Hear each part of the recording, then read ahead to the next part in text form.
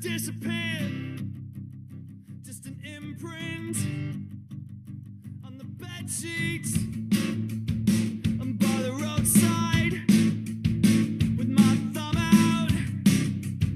A car pulls up, a boat's driving, and so I climb in.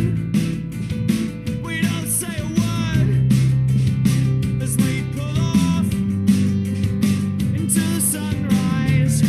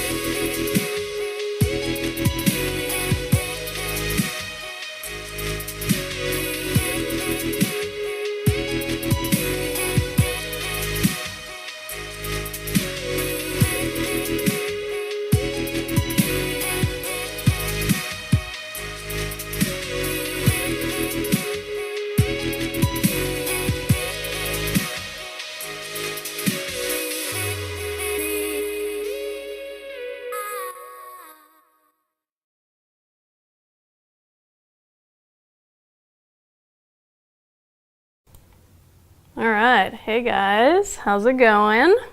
Hope your Monday morning is going well. I'm having my second cup of coffee, so I might get a little zazzed later. I'm super excited for today's stream because we get to talk about the human skeleton, which is one of my favorite topics for sure.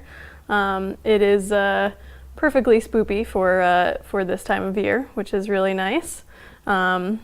It makes marketing this stuff pretty easy. I can just throw skeletons on everything, which I probably would do any time of the year, to be perfectly honest. How are you guys doing this morning? I was a little slow this morning. It was a long weekend. Lots of stuff going on. Thanks so much, McVegan Pants, for the 100 bits. I'm gonna definitely tell you about dent bones. And in a little bit, once I get into the actual bone part of things, and by that I mean actual skeleton bones, we're gonna have a very special guest on the show this morning. So super exciting. I can't wait for you guys to meet him. I'm psyched. All right, so let's go ahead and get started talking about the skeleton. All right, so first, a couple of sort of housekeeping things. So what I'm doing today is human osteology. Osteology is just the study of bones in general, and we are specifically going to tackle the human one. First, we'll talk a little bit about some anatomical terms. There's a bunch of different terms that we often use to sort of make it easier for us to describe where things are on a skeleton, whether we see trauma in a particular area or something like that. There's a whole bunch of standard terminology that we'll use to talk about different parts of bones. Some of that has to do with sort of growth and development, some of it has to do with just anatomy in general, but we'll go through a bunch of those specific terms. And then we'll go through each individual bone. There's a few things that it's probably a little too detailed for this, and I'll kind of gloss over it, but there are a few specific spots on the skeleton, landmarks and other features that are important for other aspects of forensic anthropology, like sex estimation or age estimation, that kind of stuff. So I'll specifically call that stuff out here today because it'll be really important later on. So obviously this is kind of the first thing that any forensic anthropologist needs to learn. We have to know human osteology in a way that is kind of ridiculous, actually. That's kind of the baseline knowledge that everybody needs to know. I think I mentioned last time that one of the biggest things that we did in my master's program was we learned to identify bones and what side of the body they come from just by touch. And so that's kind of the nature of it. It's really important to be able to do that in a way that, like, you know instantly what you're looking at, and that's the baseline. So then I also do want to mention that there's sort of a sister field to this, and that's odontology, and that's the study of dentition, which would be teeth. And there is a separate field of forensic odontology as well. Most often we would probably team up with them. They would have a particular consultation on a case or whatever, and they work together with us. So that's kind of a separate thing. So just some basic skeleton facts. So we have 206 bones. That's probably something that you guys might have heard of before. And that's in the adult skeleton specifically. When you are a kid, before everything has completed growing and actually fuses, you actually have more than 270 bones. So we start out with many, many more of them. As we get older, they start to fuse together. So you've got sort of, you could say, 3 different segments in a given bone. They then fuse together to become one. So you end up losing 64-ish of them as you get older. Is that why kids are so bendy? Kinda, yeah. So like they've got a bunch of different things and they're not all together. They also, if they fracture a bone, it's like, it heals like that. it's much, much easier to heal a broken bone when you're a kid. But for sure, it is kind of a little bit why they're a little bendy. It really is. And I'll have a separate talk on how growth and development and stuff works. So we'll go through the fusion process and all of that. So once we get to an adult skeleton and we have those 206 bones, 205 of them are actually connected to each other. And I think I mentioned this last time, but that means that they articulate, that there is some sort of joint surface between the two of them where they're actually touching. And you might have noticed that only 205 of those 206 are actually articulating. And there is one called the hyoid that does not. And that is inside of your throat. It's basically right up in here. And it's an anchor for a whole bunch of different throat muscles. So they all kind of attach there. And that's the only one that does not actually articulate with any other bones. It's just sort of free floating inside of all of your throat and neck muscles. So then the next thing I want to mention, and this is really important for the anatomical terms that I'm about to get to, that there is such a thing called anatomical position. And this is sort of the standard positioning where anytime we're going to lay out a skeleton or try to describe things relative to each other on a skeleton, it's all going to reference back to this anatomical position, which is just basically laying down. It's actually corpse pose, so it's actually pretty appropriate. So if you guys have ever done yoga, so at the very end you do corpse pose where you just lay on your back with your palms up, so they'd be like this, down by your side. And that's also called Shavasana or whatever. And that is anatomical position. So face up, palms down by your sides, and yeah, everything else where it would be in the body, essentially.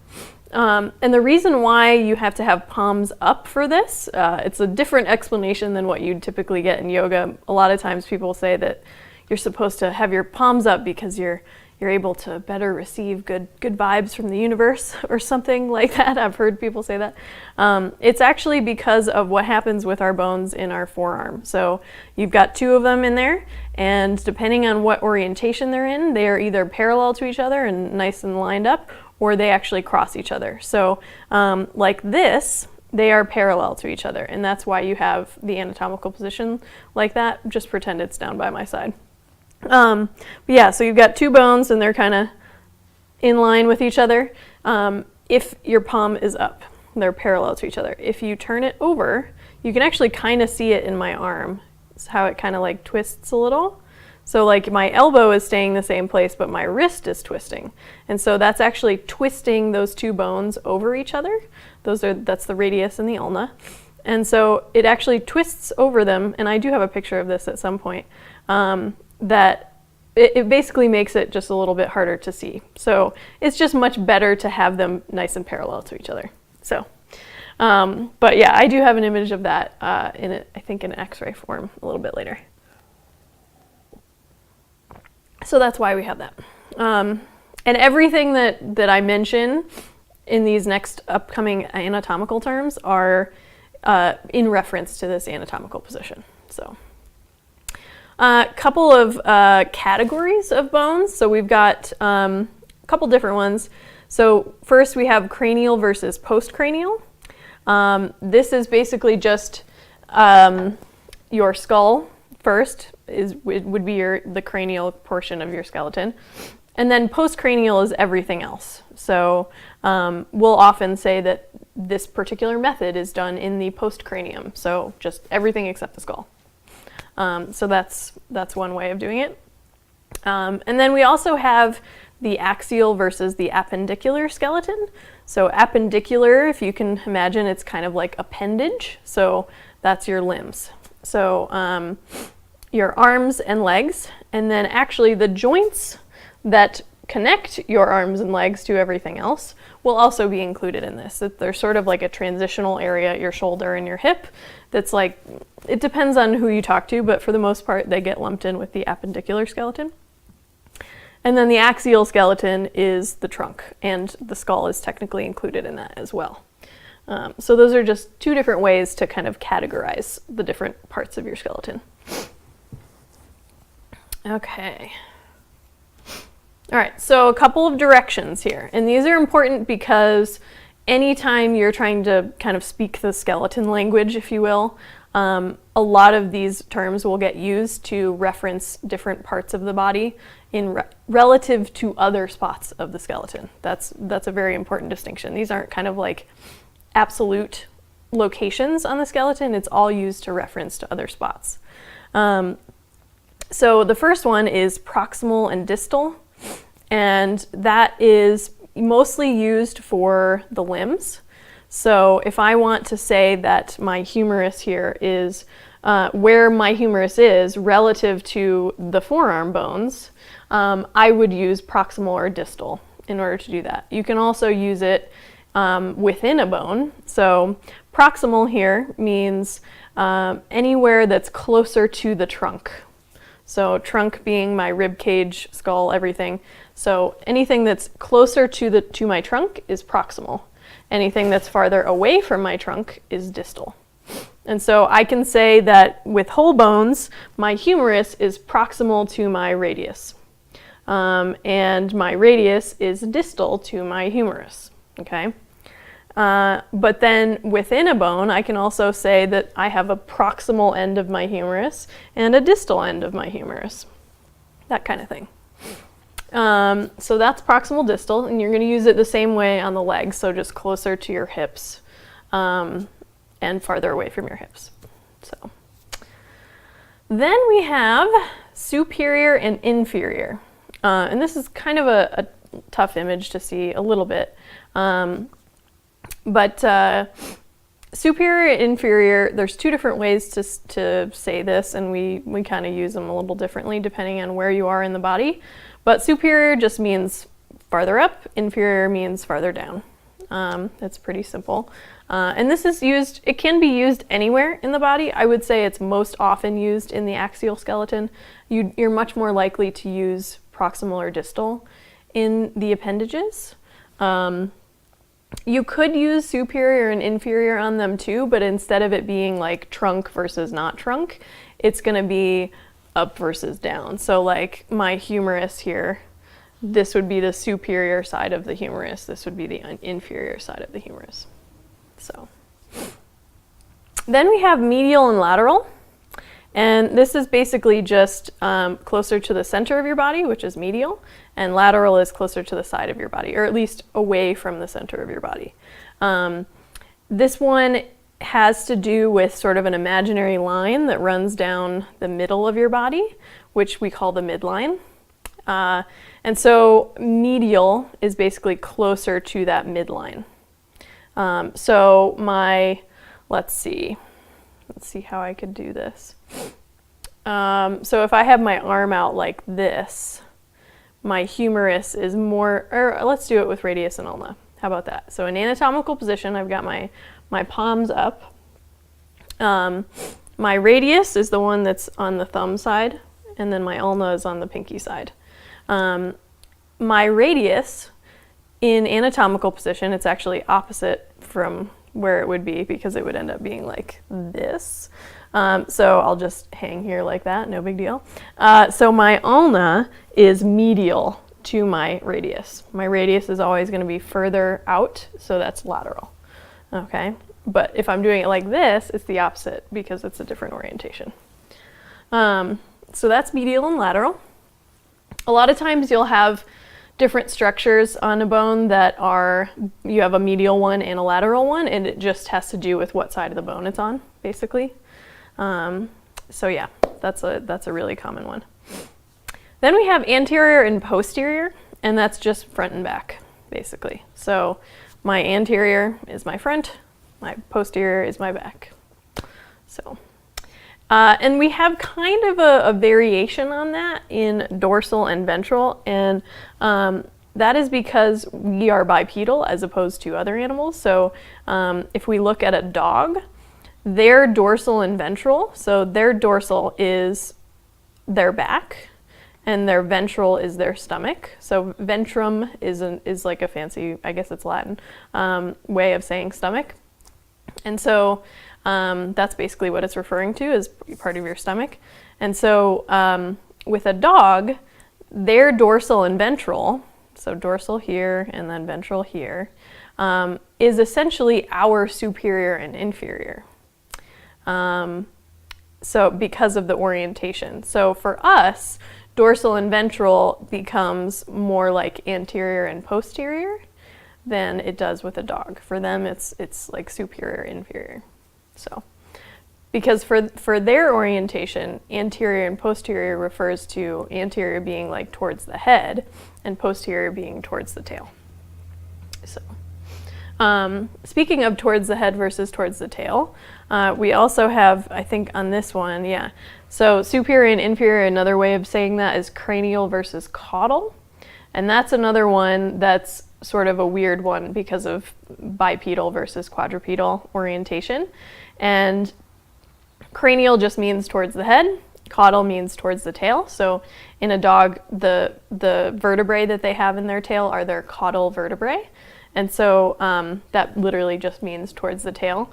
But since we don't have one, and because we're bipedal, cranial and caudal ends up being more like superior and inferior for us, whereas for them, it's actually more like anterior, posterior. So, but we don't really need to know that so much. Hey, Colossal Rumbler, what's up, dude? Long time no see is right. How's it going? Blurry man penis. Yeah, it's true. It is pretty blurry. Hopefully that doesn't flag anything. It's all in the name of education, folks. Doing good, Colossal. Having a fun time. Doing some more Twitch police, I know. Let's hope they don't come in. But yeah, at least it's blurry for sure. All right. You're still over in India, right? Colossal? How's it going over there? How's life? Oh man, my coffee's getting cold. I gotta start drinking faster. Whoops. Sorry, I bumped you guys. Okay, so the next thing that we'll go through are the planes, and these are kind of related to these directional terms that I just mentioned. Oh, thanks. I got this mug at Pie Fest a couple years ago. Oh, Diwali Festival. Awesome. Very cool. Is that, no, I'm going to be really ignorant here. Is that the one where all the paint is thrown? Did I make that up? I can't remember what that one's called.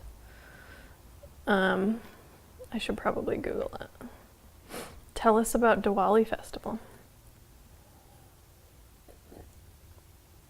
But yeah, this one is from Pie Fest down in Pie Town, New Mexico. It's a great place.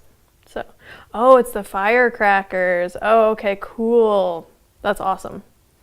Very cool.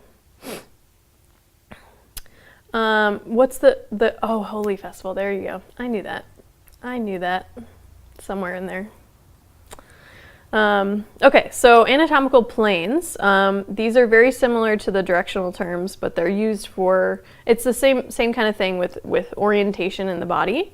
And there's 4 of these, at least, well, there's 3 main ones and then one kind of special one, I should say. And so first we have our sagittal plane, and that's basically like cutting your body in 2 left and right halves. The special one is the mid-sagittal plane, which is basically analogous to the midline that I already mentioned. And then I should mention here, this is not necessarily something that only refers to equal halves. You can actually have a sagittal plane anywhere, or any of these. It doesn't have to be right in the middle. You could have a sagittal plane that kind of cuts off your arm or something. Not actually cuts off your arm, but like separates them into two planes. But the mid-sagittal one is just the only one that is this sort of equal one, and it's special because it refers to the midline, which is very important for most osteology terms. Then we have our coronal plane, so this is kind of like corona, which is crown. So this basically cuts your skull into an area where you'd have a crown kind of sitting across the top of your head. So it ends up being front and back portions. And there's also a joint in your skull that is named that. And then we have our transverse plane. So this is kind of the classic saw a body in half with like a magician does, is usually a transverse plane, and that's kind of like cutting your body in half through the middle, basically. And that can be anywhere. So like if I have one that just separates my head from the rest of my body, which is essentially cranial versus postcranial skeleton, that's a transverse plane. Transverse plane is also super important for most CT scans. I believe that's usually what they are doing. So you end up with tiny slices all the way up through the skeleton, or not skeleton, the whole body, that will end up being put together to get a big 3D image. So, yeah, I feel like, see, this is why this class is perfect for October. We can talk about Hannibal and, you know, all kinds of crazy gory shit if you want to. Okay. All right. So those are the planes. The next one we need to know is Frankfurt horizontal. And this is kind of another standard term. And I'm going to get my little skull here for this. So Frankfurt horizontal is just a specific way to orient your cranium. Well, actually your skull. So, and I'll get to those, the distinction between the two of those. So, and this is again the same kind of thing where we're orienting it so that it would be, so we can look at it as if it were in the body still. So like if I were to put this, oh yeah, you are a doc. You know this stuff. You can chime in if you want. Loco Demon, hey, how's it going? Welcome for the first time. I'm glad you're enjoying it. But yeah, you've had a lot of this. You don't need this stuff, but you can still hang out. I'm glad you're here. So yeah, so Frankfurt horizontal is a way to orient the skull. And if I were to just kind of place this down on a table, sort of pretend my hand is a table, it ends up sort of, especially if it had a mandible, this would be different. I don't have the mandible. So pretend it's kind of like this and there's a mandible in there. It would be sitting like this on the table, and it's not how it would be in the body. It's sort of tilted upwards, and that's not necessarily what we want when we're trying to describe things on the skull. So we have this particular way of, oh, this bone is a little loose. Not bone, but technically it's cast of a bone, but it's a little loose. That's sad. So we have a way of orienting it so that it looks exactly like it would if it were still in the body. And you kind of need a mandible in order to do this for real. But essentially it's like this. It's matching up these several points. There's one right here. So this is it's a landmark. I think it's Pterion, maybe. And then we go forward to the nasal cavity, and then we have the sort of plane with the mandible, which I don't have, but we have gonion and menton are those other ones, and you basically line them up so that they're in this angle, and it's basically just straight like this. So it just keeps it so that it looks just like what we have in our body. All right. Okay, so now this is maybe a little bit too much detail, but I do kind of want to mention this only because I'm probably going to mention a whole bunch of these different features all over the skeleton, and I think it's really helpful to lump some of the different types of feature names that you see in anatomy. At least on the skeleton, you have both convex and concave structures, and they all have different names kind of based on how big they are, how deep they are, how pronounced, whatever it is. And so I've kind of created a dichotomy between the convex and concave structures in the body, because I think it's helpful to think about it that way.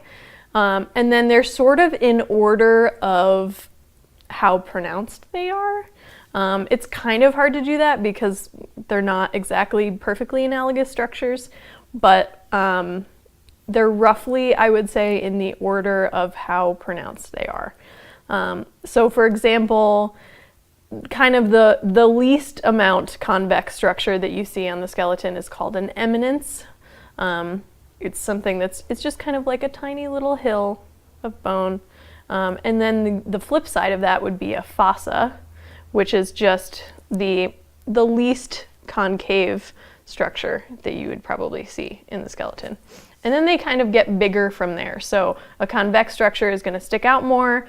A concave structure is going to be a deeper depression, basically. And so they go all the way up to kind of the biggest ones, which in the concave structures, they actually become holes or canals that actually run through the bone. So it's even more pronounced than just kind of a depression. But yeah, so you've got a whole bunch of different ones. Eminence, process, tubercle, tuberosity, trochanter, malleolus. If you watch Bones, she says malleolus, which drives me fucking insane. But yeah. Oh, cool. Awesome. I'm glad you're still learning. And then condyle is another big one. You have smaller condyles too, but only in really one place on the skull. So the other ones are much bigger. Tubercle, tuberosity, and trochanter, I think, are all pretty analogous to each other. Yeah, basically a tubercle is kind of a smaller bump, tuberosity is a little bit bigger bump, and then trochanter is an even bigger bump, and then they just kind of go from there. You only have a couple of malleoli in the body, so it's a little different. But it is bigger, I would say, than a trochanter. And then concave, you got fossa, fovea, groove, sulcus, foramen, which is that's where it starts to become an actual hole in the bone. Foramen just means hole, and then if you have more than one that you're trying to describe, it's foramina. And then we have meatus, that's another big one, there's only a few of those. And then we have a canal, and that's something it's a hole, but it actually kind of is more like a tube, so hole is a little bit smaller, I guess. And that's my logic around that. It's kind of helpful to think about these in different ways because there's a million different anatomical features across the skeleton that you basically just have to memorize them. But I think it's helpful to think about it in this way because it is it's just a little bit easier to kind of think about how the particular feature you're talking about relates to other ones in terms of size, in terms of shape, etc. So there you go. All right. So now we are going to move into the actual bone stuff. Oh, cool. MMBS or MBBS. Sorry. What is that? And what is that analogous to? I'm trying to think. Is it kind of like an MBA thing, so Masters in Business stuff, or I'm not familiar with that acronym. Tell us more.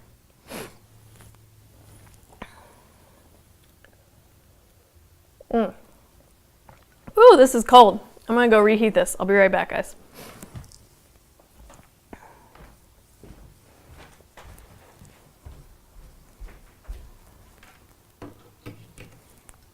I don't know if you guys can still hear me. I'm going to reheat my coffee.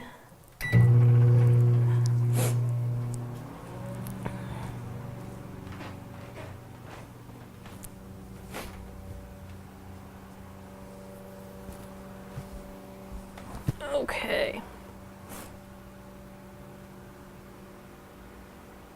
Gotta wait for my coffee. Oh, good, you can? Okay. I gotta go get it here in a second. And then we're gonna bring on the special guest. I'm so excited. So excited. All right, gotta go get my coffee.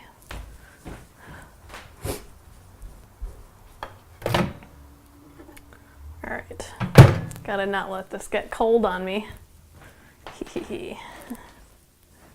Okay, all right, warm coffee. Ah, okay, cool, gotcha. Much better. All right, you guys ready for special guest here? I'm gonna go get him. I'll be right back.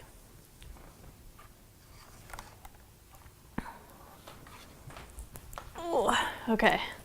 you guys, meet Javier. This is my buddy, Javier. He's gonna hang out with me for the rest of the stream.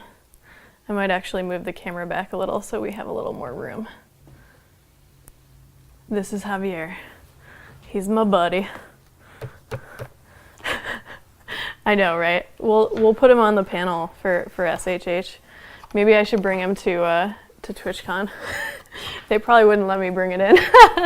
All right, so this is Javier. He's gonna hang out with me and help me demonstrate bones. Javier, say hello. How's it going?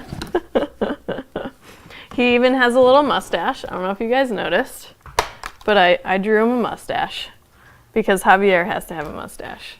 There you go, little mustache man. He looks like brother of Zenek. Nice. He's so happy, right? He's so psyched to be here with you guys. Yeah. I know. He could have been like giving demonstrations of like bicep curls or something. I know, right? He is literally skin and bones minus the skin.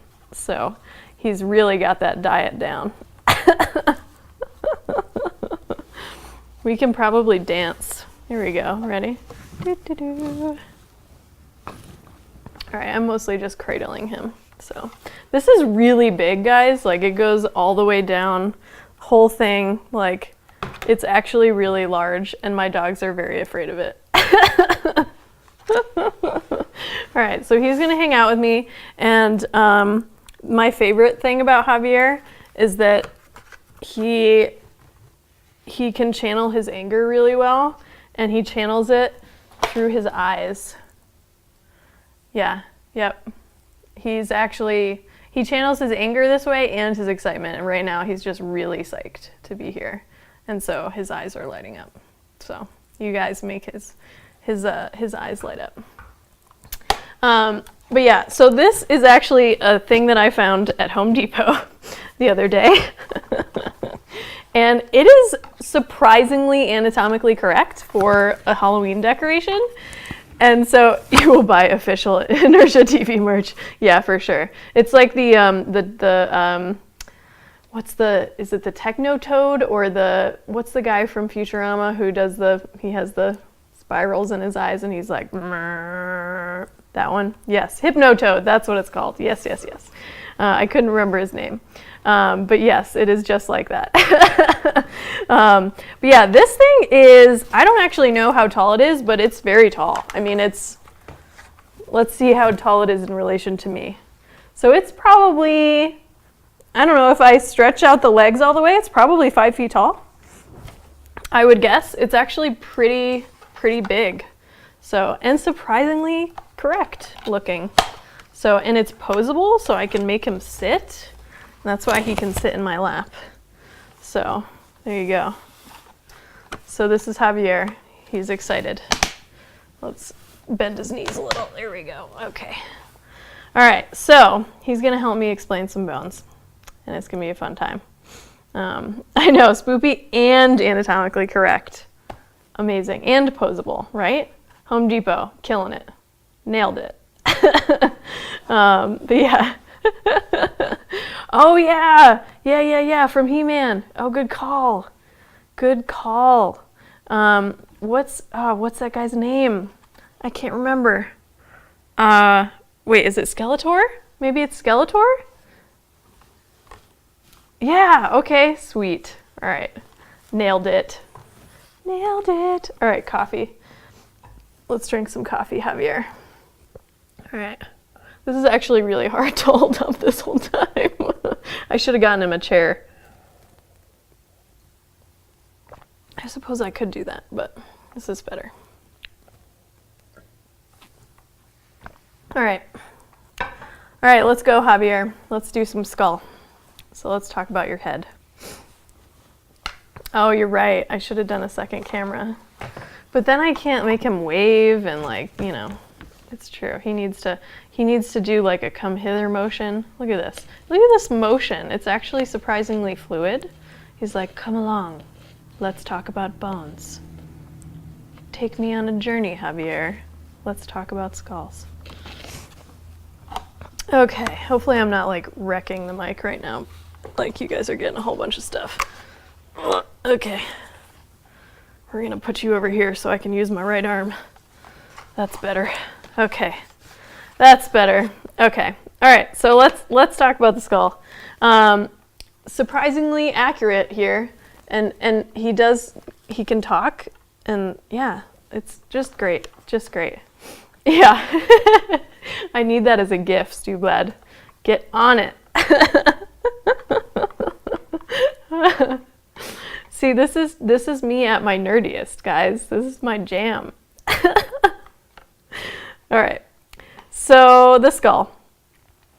We've got 22 main structural bones in the skull, meaning that's essentially what makes up the bulk of it. And there's different parts of it. So like you've got the neurocranium here. Whoops. Here, he needs to be a little shorter. You need to shorten up a little, dude. So neurocranium is here, and that's what makes up the casing around your brain. Then you have the splanchnocrinium here, which is the face. You've got mandible is technically separate. So when I say skull, I specifically mean the whole thing, which includes the mandible. If I don't want to include the mandible, like my cast back here, that would just be called a cranium. It's just a separate thing. So he does love being caressed. He's got nice ribs, you know. So nice. But yeah, so there's 22 main bones in the skull, including the mandible, but then you also have 6 that are your inner ear bones. There are 3 of those on each side. That's actually inside one of the bones that's actually part of the main structural part of the skull, and that's the temporal bone. That's the part that houses your ear.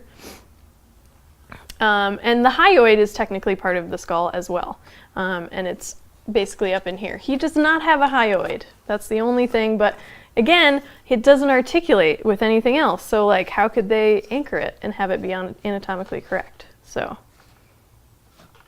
Javier gets it. He sees the logic.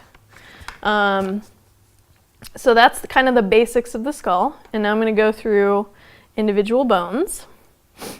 So interestingly, ear bones do count as being articulated. They actually do touch each other, and they are housed inside of the temporal, so they are actually part of the temporal bone, and they are all touching, basically.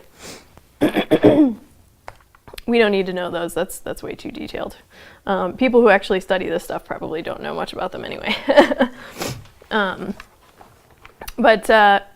Okay, so here's an image of a lateral view of the skull here, and there's a bunch of different bones.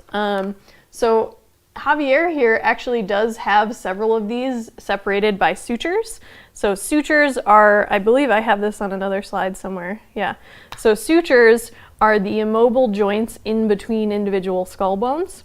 They are separate bones when you're born, and then they sort of grow and then fuse together. They actually have these like finger-like joints in between them, and they kind of stitch together like that. And then those can completely fuse together as you age, but it doesn't necessarily happen with everybody or at the same rate.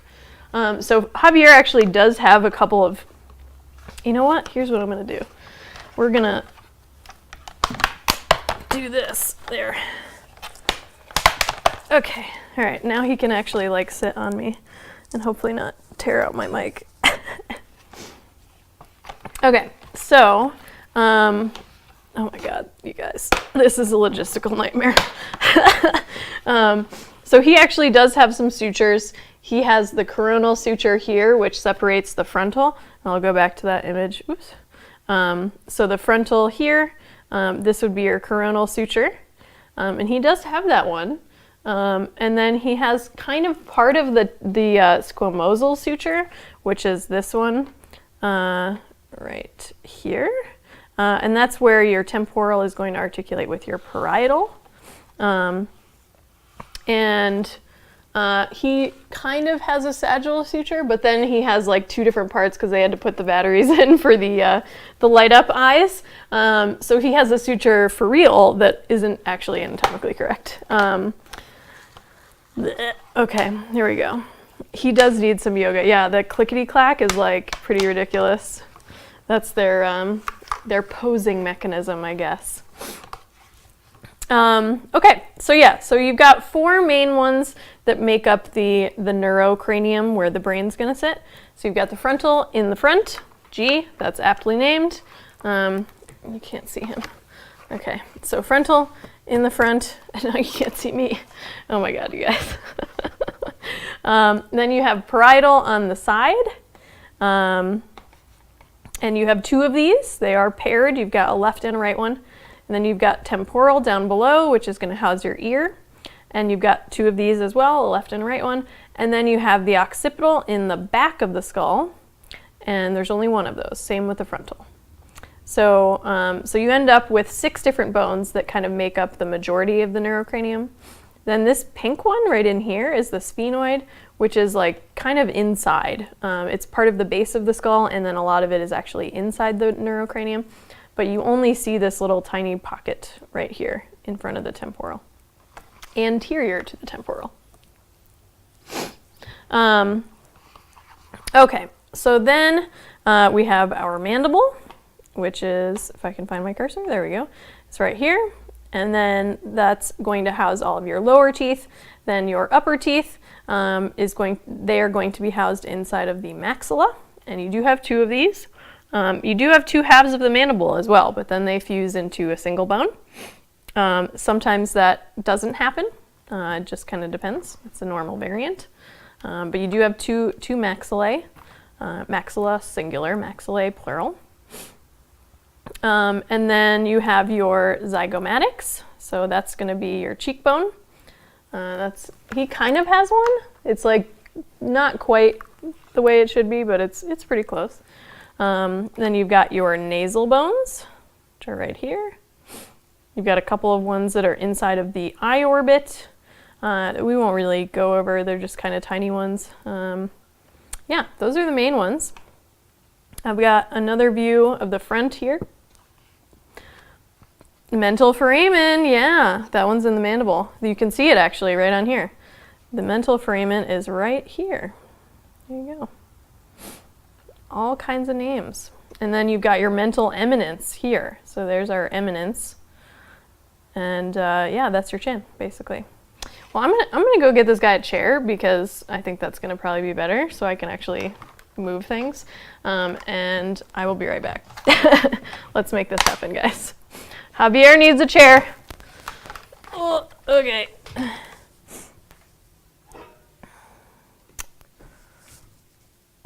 Ooh, it is not in my pocket.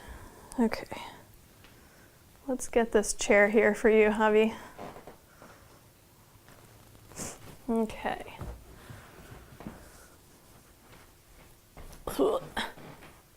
This is difficult with a mic on and all the equipment.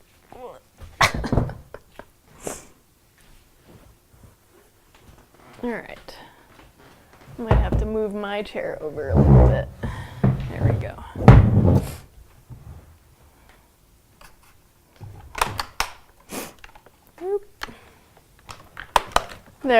There's Javi's chair. I'm gonna go get a Kleenex real quick.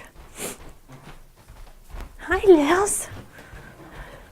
Dogs are staring at me like, what are you doing? What is this scary thing in our living room?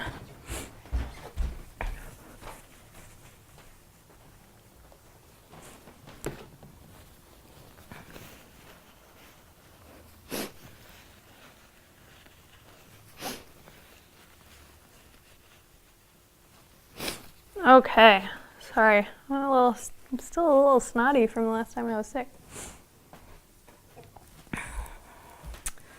Okay, now I can do this. There we go.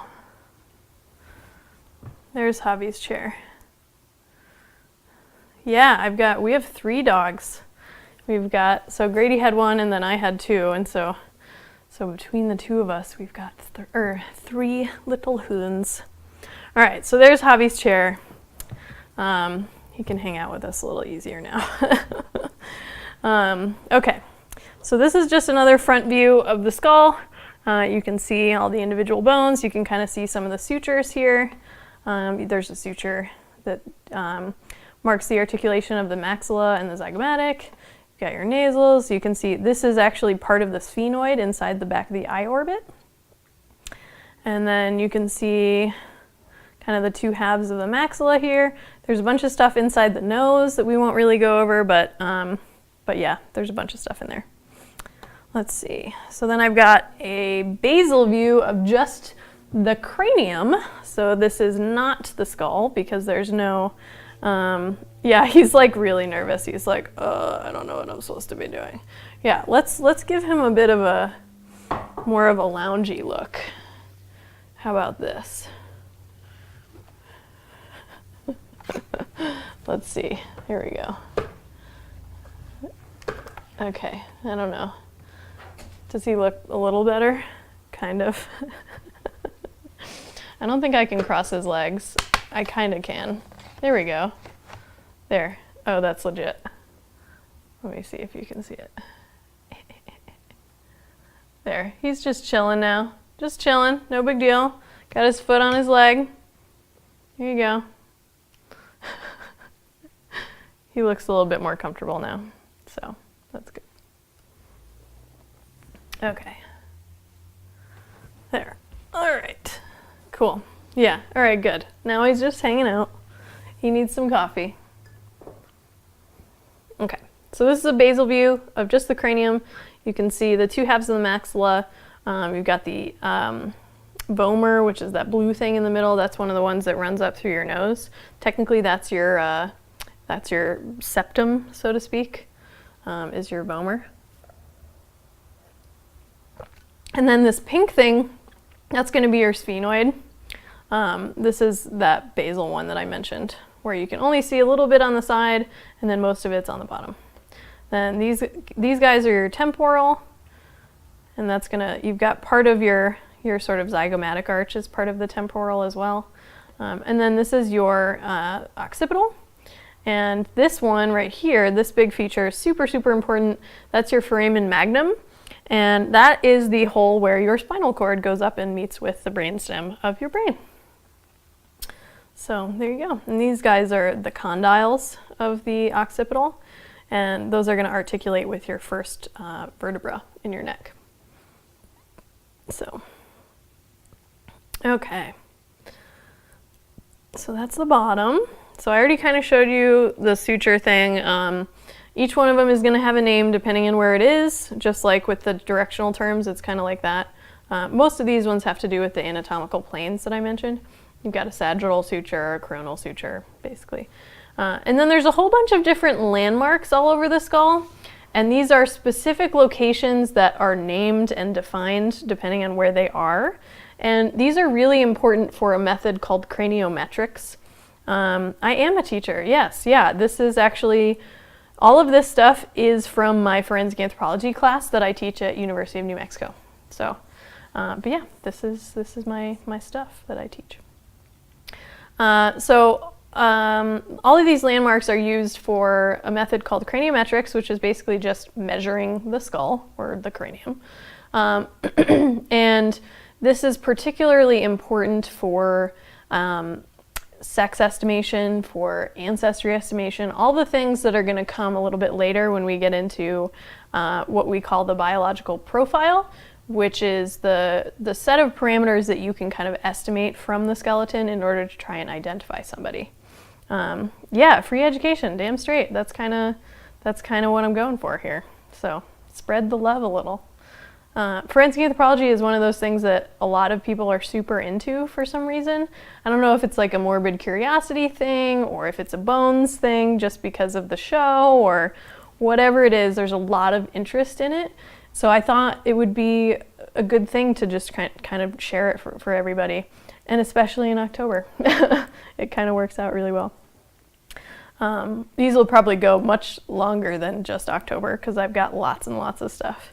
Yeah, no tests unless you want them. I would actually do something like that.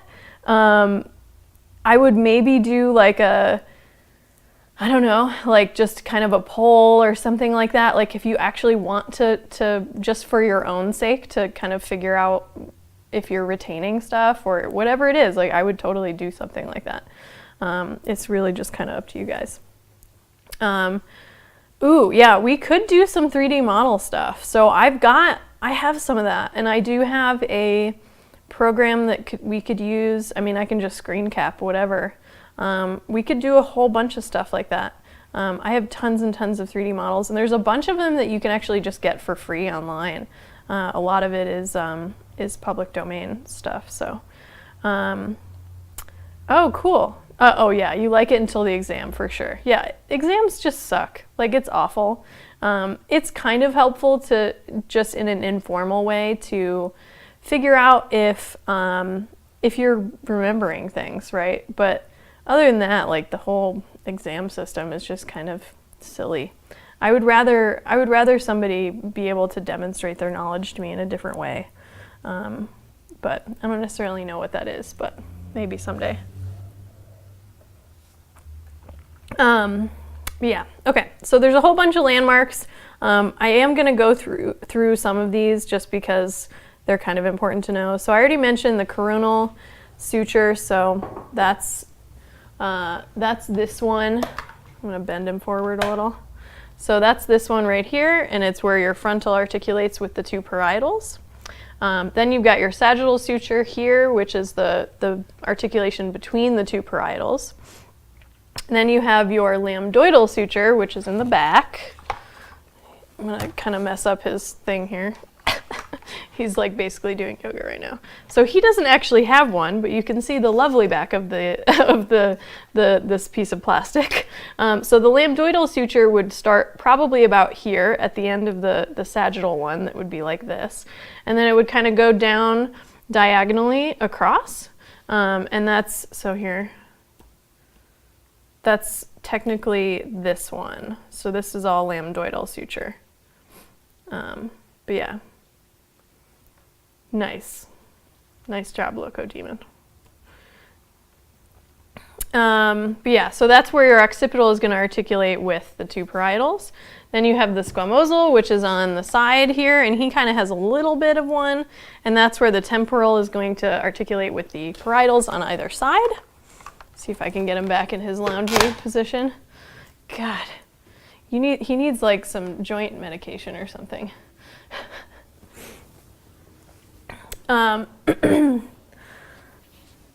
Yeah, we could probably do some kind of interactive thing. I'll think about that because we could probably figure something out. Yeah, even if I just point to something on Javier or whatever, and there's a bunch of different things we could probably do. So then there's a whole bunch of these more that I don't really care about, but one of these, the bottom one here, the spheno-occipital synchondrosis, is a really important one for age estimation, so I do want to mention that one. So let's go back to this image. So the spheno-occipital synchondrosis is a joint that fuses at some point throughout development between the sphenoid and the occipital. So this is kind of the basilar portion of the skull again. And basically in this region here, you'd have the intersection of the sphenoid and the occipital. And that joint there where they meet is called the synchondrosis, which is a particular type of joint. It's really immobile and often fuses together. And so for this one is going to fuse together between like 16 and 19, depending on if you're male or female, somewhere around there, maybe 18 to 20. It's like late teens basically. And this is what we usually use as the marker of skeletal adulthood. So not necessarily adult, but like you are skeletally an adult when this has fused. That's generally the threshold that people use. So yeah, so it's pretty important. It marks the transition between juvenile and adult. So then I have a whole bunch of these landmarks. I'm not gonna, go through all of them, but there are a couple that you probably want to know. So Glabella is one of them. Every time I say that, I want to say it in a Russian accent. I'm like, Glabella. I don't know why, but so Glabella is here, and it's basically right between your two eyebrows, and there might be a little bit of a bump there. And that is a really important point for estimating sex. It's basically the point where you're going to look at how much of a brow ridge somebody has, and that is often sexually dimorphic. So that's a pretty important one. And then bregma is another one that's big, and that's going to be about here. And that's actually the point where your coronal suture here and your sagittal suture here are going to intersect. It's just that point, and it's about right here in the center of your skull, but a little bit farther towards the front. An Italian accent. Oh, okay. How would I do that? Glabella. There you go. That works too. But yeah, so bregma is a good one because there's a couple of spots that use bregma as kind of an anchor point, basically. So that's an important one. Yeah, and there's a bunch of primo. There you go. Primo means cousin in Spanish. There you go. Face recognition program. Yeah, right. I mean, people do that. I mean, so like you can do facial reconstructions from bones and they're not that good, but it'll get better probably. But right now the methods are kind of shit. So yeah, like those are kind of the only two that you should really know. Like these are just a bunch of them. They're all landmarks that are used in craniometrics. So if you actually were to have to measure a skull, you would need to know every single one of these. All right, so here's kind of where they are. You can see the sutures in this image. You've got coronal here, sagittal here, part of the lambdoidal here, and then glabella would be down here in the front. Bregma's here. Here's lambda. Lambda's kind of the analogous one with bregma, but with the lambdoidal suture. So they're all kind of named in a way that makes sense. Yeah, I guess another one that's good to know is opistocranion, which is, it's the very, very back of your occipital. So it's like the most pronounced part of the occipital. And glabella opistocranion, that sort of length right here, is how you measure the maximum length of your cranium. So that's a big one. So yeah, opistocranion is in the back there. All right, here's another view. So you got lambdoidal suture here. This is a really terrible drawing, by the way. But lambda's here, and then opistocranion's gonna be down here. These are your nuchal crests. That's where your neck muscles attach to the back of your occipital. Those are sexually dimorphic as well. You typically have more pronounced connections there in males. Okay, there's another view. So you've got opistocranion again, back here. That's a little high. I would probably put it down here, to be perfectly honest. And lambda's up there. Bregma would be right here. Glabella's right there. So yeah, but there's a bunch of terms on there that you guys don't need to know. Okay, there's another basal view. Let's move on. Oh, actually, this one has a good drawing of the spheno-occipital synchondrosis right here. That's much better than the other one. So there's that joint right there. All right, so then we've got sinuses, and you've got two main ones. There are other sort of sinusy canals in other bones of the skull for draining stuff. But you've got two main ones that you kind of feel, I guess. So the maxillary sinuses, you've got one in each side of the maxilla. That's the ones that you're gonna fill up with mucus when you're sick, like me. I'm not even still sick, but it's just like still in there. Ugh. And then you've got your frontal sinus, which is up in here. So those two are the ones that you feel like sinus pressure in when you have like a sinus infection or something. And what's cool about the frontal sinus is that it is actually as unique as a fingerprint. Each individual person has their own specially shaped and sized frontal sinus. So you can actually use your frontal sinus, the shape of it, to identify somebody, to make a positive ID. So, fun fact, we'll get to that a little bit more later. That's what it looks like. I mean, that's what someone's might look like. There's kind of lobes in it, and it can change. You might have 2 lobes versus 3 lobes, and they all have different shapes and stuff. So that's pretty cool. And then you can see the maxillary sinuses in this one as well, down in here.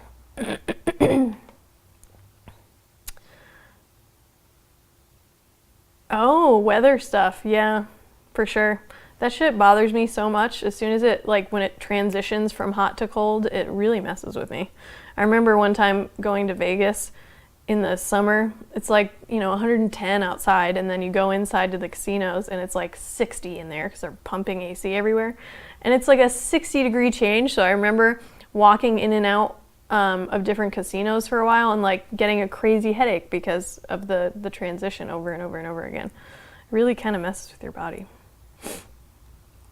All right, so that's the skull.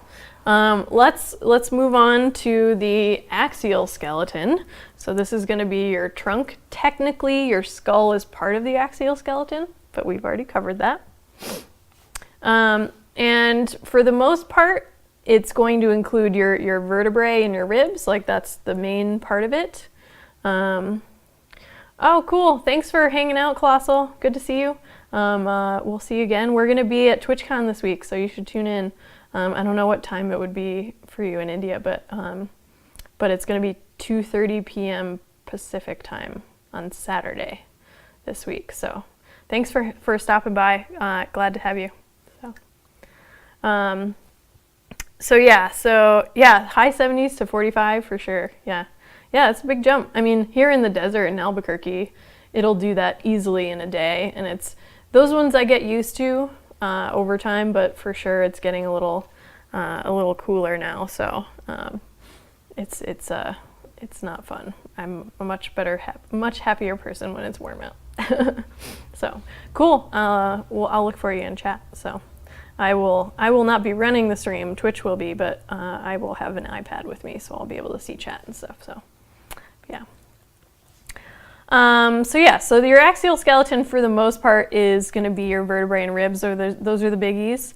It also includes your sacrum and coccyx. So the sacrum is part of the back of your sort of pelvic area, and then coccyx is down below.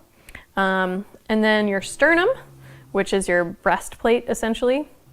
And I usually include the skull in this. It's kind of its own thing, if only because the rest of the axial skeleton is the postcranium, so it's kind of separate, but I usually put it in there. And this is separate from what I mentioned earlier, the appendicular skeleton, which includes your appendages and the joints that connect them to your axial. All right, so let's start with our vertebrae. And this is a lot of information, guys. This is normally this is 2 to 3 classes in my actual class. So if this is going too fast or it's just kind of too much information, let me know, ask questions, whatever you guys need. This is, informal. We're just hanging out talking about bones. So let me know. So your verts, you've got 5 different kinds, and this technically includes the sacrum and the coccyx. They are actually made up of vertebrae, but then they kind of fuse to become a single bone, so that's why they have their own kind of name. But the 3 main vertebrae that you have in your spine are cervical, thoracic, and lumbar. You probably maybe have heard this before, but your cervical ones are the ones in your neck, and you've got 7 of those. So that's these guys right up in here. Let's count Javier's vertebrae. Let's see how accurate he actually is. So it looks like he's probably got 1, 2, 3, 4, 5. And it looks like they are the bottom 5 of the cervicals, and then he has some mechanical stuff in lieu of the top 2, which I'll call that pretty accurate, because the top two are kind of special, because those are the ones that are articulating with the bottom of your skull. So he's got the bottom 5 cervicals. That's pretty solid. And then down below your cervicals, you've got your thoracic one, so making up your thorax. The back knuckle, yeah, so that's actually C7. So what you're feeling in the back knuckle is what's called the styloid, or not styloid, what is it called? Oh my God, I'm blanking. Spinous process, sorry. The spinous process of your 7th cervical vertebra. So that's the bottom one. It's, yeah, atlas. So atlas is C1, and I have some images of that. Let's just go there now. So yeah, so C1 is the atlas, and then the C2 is called the axis. And these work together to allow you to make your normal head motions. So the atlas, these guys right here, are going to articulate with the condyles of the occipital on the very bottom. And basically your foramen magnum is going to go right through here, or it's kind of right on top of that. And that's going to allow forward and back motion of your skull. And then the axis is basically a pivot point. So you've got this little landmark called the dens that your atlas is going to kind of sit on top of. So I have there you go. This is what they look like when they're articulating with each other. So you've got the atlas here, and then the dens of the axis, and that's that pivot point. So that's going to allow your atlas is going to rotate right around it, and that's going to allow sideways motion of your skull. So those are the top two, and they are kind of special. They look very different than the others, and then this is what they mostly look like, the other 5. So back knuckle, I like that. I'm totally going to use that in my class. But yeah, so that's this guy, what you're feeling right. Where is my cursor? There we go. This guy right here is what you're feeling for the back knuckle. So then thoracic vertebrae, we've got 12. Let's see what Hobby has. So we've got 1, 2, 3, 4, 5, 6, 7, 8, 9, 10. Well, okay, so I think he's got 5 lumbars because they look bigger, and he only has 10 thoracic. So it's close. It's close. But these ones on the bottom definitely look like lumbars, and there's the right number of them. So we'll call that the lumbar skeleton here, and then he's got a slightly shorter thoracic vertebra. So, but yeah, so there's 12 thoracics and 5 lumbars. The important thing about the thoracic ones is that's where your ribs are going to articulate. So the thoracic vertebrae and the ribs are going to all form the rib cage. And then for the sacrum and coccyx, it kind of varies how many you have. And to be fair, you could have an extra lumbar vert, you could have an extra thoracic vert, you can actually have what's called a cervical rib. So you actually have a little rib that articulates to one of your cervical verts, that's just kind of another normal variant. But with the sacrum and coccyx, the number of segments that you have in each one is going to vary from person to person. It's usually between 4 and 6. The most common is 5 segments in a sacrum that it will all fuse together. Sometimes they don't always completely fuse. They might still have some residual lines there. And then your coccyx is usually between 3 and 5 little segments, and they all kind of fuse together. And I have some pictures of those. So this is kind of a generic vertebra. This is actually a lumbar vert, but lumbar verts are generic vertebra. They have nothing special necessarily in terms of features. And then whereas the cervical and thoracic ones do. So for cervical ones, you've got this extra foramen here, and this is for some of your cranial nerves and nerves going all the way up into your skull. That to go through, there's blood vessels and stuff in there too, but that's the transverse foramen, and you only see those in a cervical. So this is one of the things that I usually use if I'm trying to identify a single bone that was found somewhere. If I'm trying to figure out if I'm looking at cervical, thoracic, or a lumbar vert, looking for that foramen is one way to identify that I'm looking at a cervical vert specifically. Does either gender show a particular variant more often? Not to my knowledge. They're very, very rare. Having supernumerary anything is pretty rare. The one thing that I do think that is pretty common actually is, let's get to the sacrum here. There we go. One thing that is very common in the sacrum is that you can have a sacralized lumbar, so you'd actually have your fifth lumbar fused to the top of your sacrum, or have the coccyx fused to the bottom of the sacrum. Those are both very common. I don't necessarily think that there's any sex differences in the frequency of that, but those are actually variants that are just normal variants that show up pretty frequently. My master's thesis was on the sacrum, and I looked at like 200 of them, and it was very common. If I had to estimate, I would probably say, I don't know, 15-20% maybe of the ones that I looked at, because I had to choose ones that didn't have any of this because of the nature of my research. So I had to exclude all the ones that did. So I probably looked at, you know, anywhere from 300 or more sacra before I could actually make my full sample of 200 people. So it was probably a lot. So I was so over the sacrum after that, for sure. But yeah, so that's actually pretty common, but I don't necessarily know about any sex differences. But yeah, so then let's see. So here's our lumbar vert. Another thing that we often use for identifying these guys is how they kind of look. So the lumbar vertebra, it kind of looks like a moose.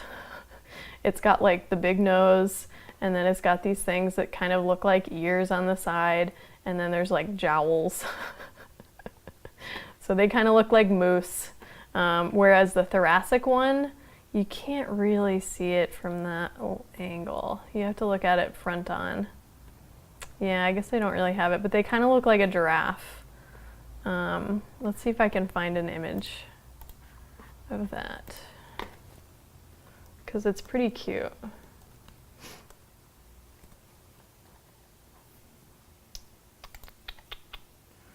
Let's see. How come you don't show me it from that view?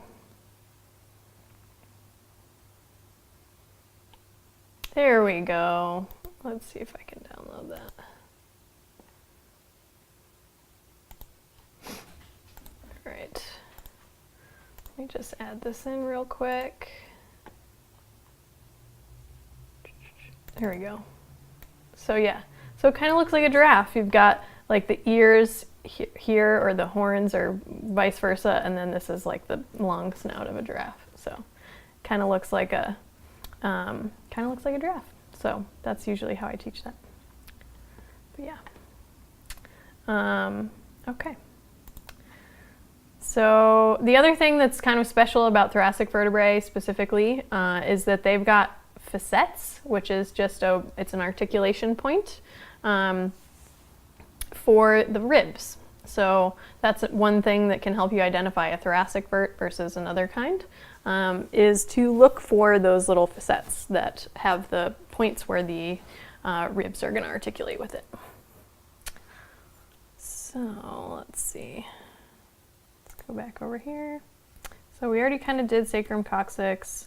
So yeah, let's move on with ribs. So we've got usually 12 pairs of these. You've got a left and right one, and they're going to match up with each of those 12 thoracic vertebrae.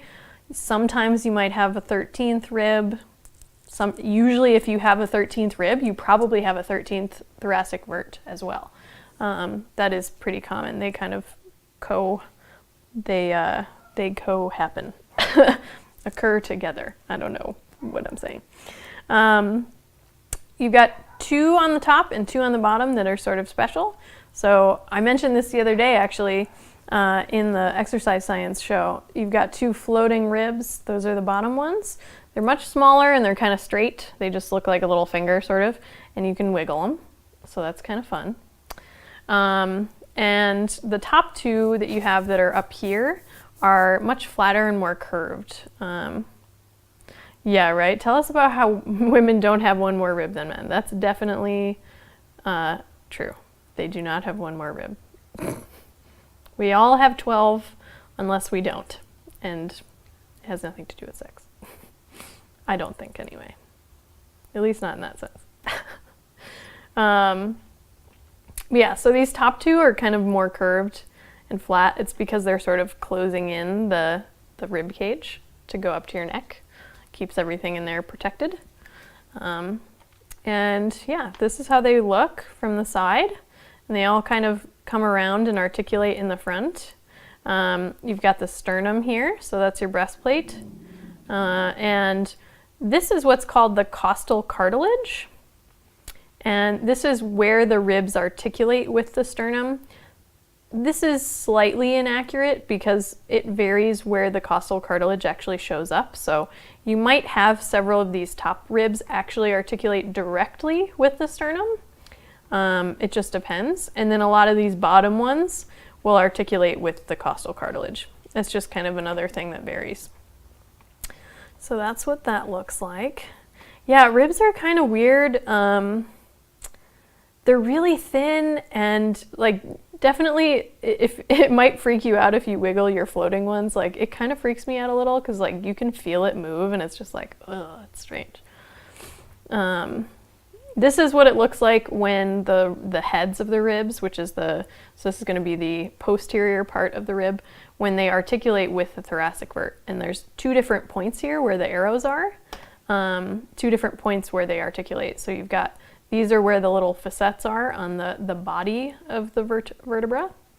And then you've got one over here on the transverse process of the vertebra. So they kind of articulate in here. So this is what's going on in the back of your back, I guess.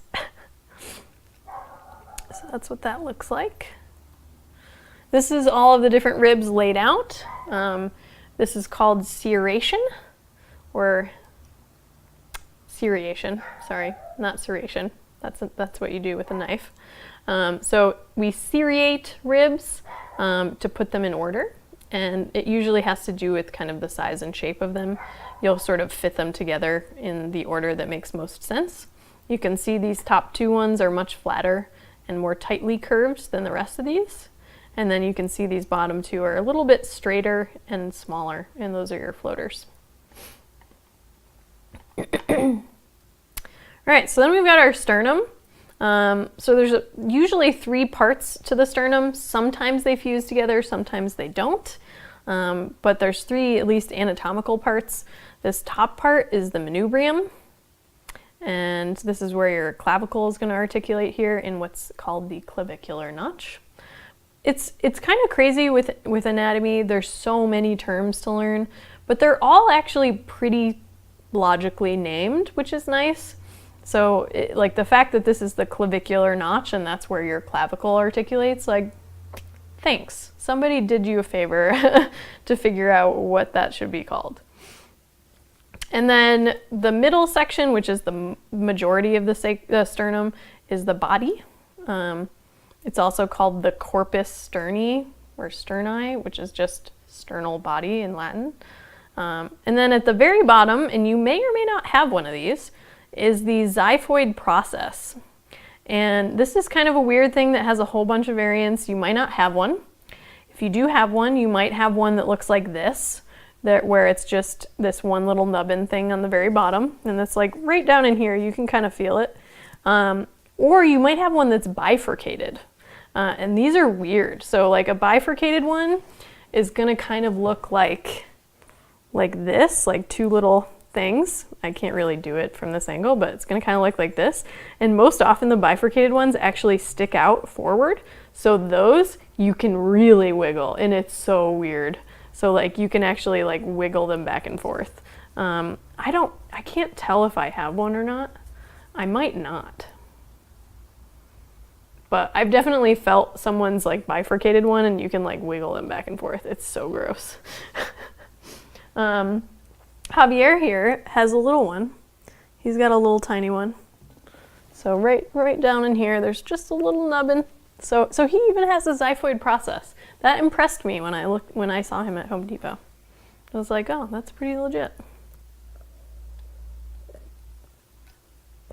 Okay, so another cool thing about the sternum is that we have another natural variant that shows up in the sternum, and that's called a sternal foramen, and that's this guy right here.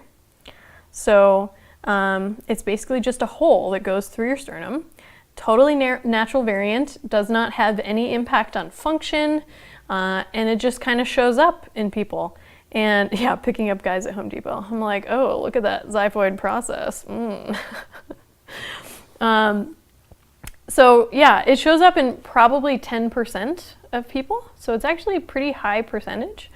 And it runs in families. So this is actually something that people have used before to identify family members. So if it runs in families, it's obviously not 100% heritable probably, but I don't actually know what the heritability estimate is on it.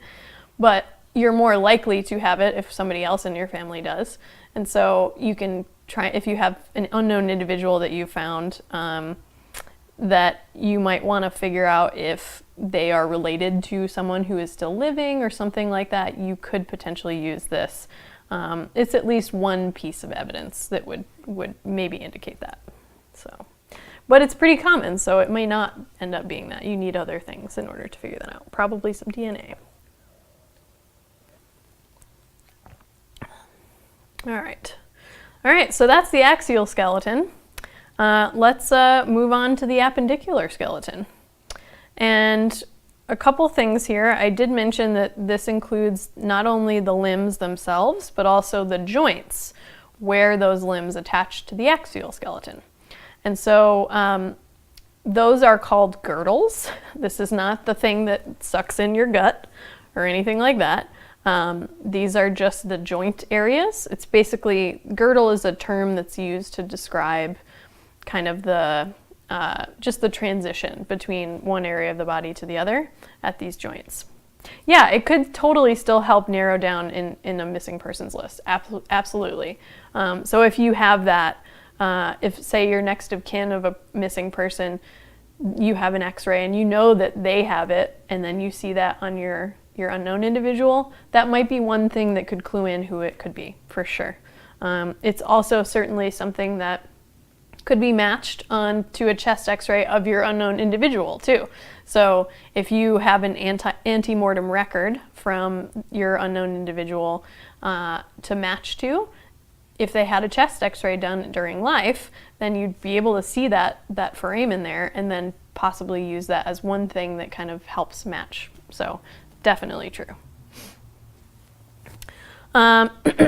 So yeah, so you've got your two girdles. You've got a shoulder one and you've got a pelvic one. And these are basically just made up of several different bones that articulate there. Feckless Pool, hey, how's it going? Welcome. And so yeah, so in your shoulder girdle, this is going to include all of the bones that are involved in creating your shoulder. So this includes the clavicle, which is your collarbone, and that's here. Javier has one right here. There you go. And then we have your scapula, which is your shoulder blade in the back. He has one. It's actually pretty nice. It's kind of like, it's got ribs in it, but normally they would go under it. Sorry. This thing is so big. But yeah, so here's your scapula here. His ribs sort of articulate with it, which is not true. It sits on top, but it's there, so I'm happy with it. The scapula is actually my favorite bone. It's a good bone. It's a pretty fun one. I just really enjoy it. It's my favorite because it breaks in really predictable ways. So like when I first learned fragmentary human osteology, so like identifying individual fragments and stuff, I very quickly realized that there are particular patterns of how the scapula breaks. And one of my most triumphant moments in learning osteology was this one particular fragment that I kept seeing. And it's actually like, he doesn't really have it on there, so I can't really demonstrate, but there's this one part in the scapula that it breaks really frequently kind of around it, and then you end up with this one little piece.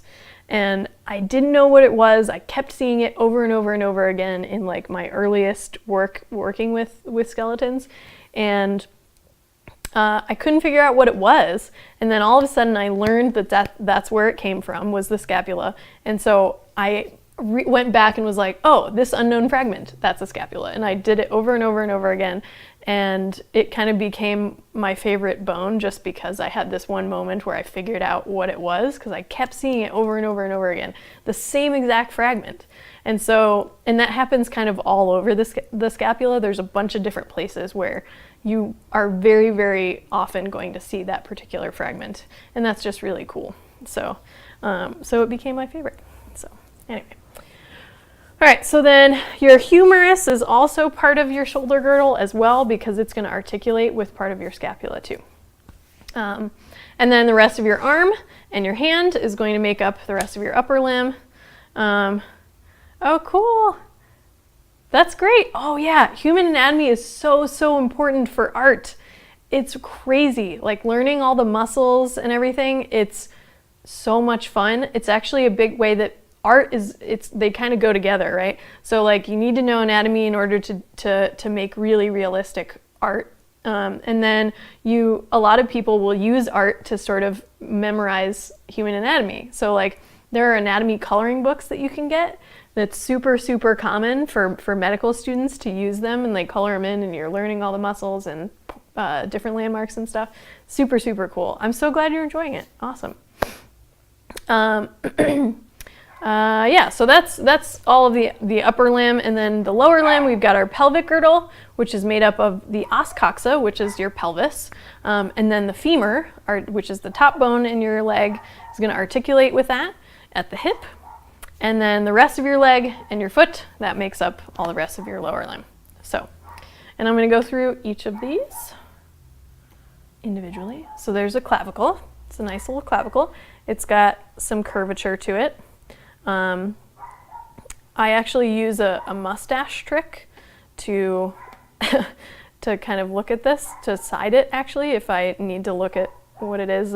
You can tell which side it's from based on the curvature, because it medially, so towards the midline, is going to be convex in the front, and then laterally towards your shoulder, it's going to be concave. So it's always going to have that sort of like shape to it. And I'll use what I call the mustache trick in order to side it. It's just kind of a fun thing that I teach people because it's easy to remember. So if I were to flip this upside down, so from the image that you see, it'd be flipped upside down so that it curls up on the side. Thanks so much for the follow, Feckless Pool. So if I were to flip it upside down so that it curls up on the very end, you can hold it up to your mouth, and like if you had both of them, it would look like a mustache, kind of like what Javier has actually. And yeah, it just basically is like it curls up to the right on the right side and curls up to the left on the left side. So, but it's kind of hard to explain unless I had one right in front of me. But. All right, so then here's our scapula, my fave. So the part that I was talking about actually, hey Reloads, what's up? The part that I was talking about is this right here. So the fragment that I always really enjoyed identifying is this guy right here. So this part, this is the top of this guy right here. So it's just kind of two views of it. This part is called the spine of the scapula. That's the part you feel. So like you can feel it kind of coming up out to the side in the back of your own scapula. And that's called the spine of the scapula. And this part right here is a really big feature called the acromion process. I'll spell it in chat. It's kind of hard to spell there. So that's this guy right here. And basically the fragment that I'm talking about is sort of the root of it. It's where the acromion process articulates with the back. And not even articulates because it's all one bone, but it connects there. There's sort of like a little root to the spine, and it creates this little corner.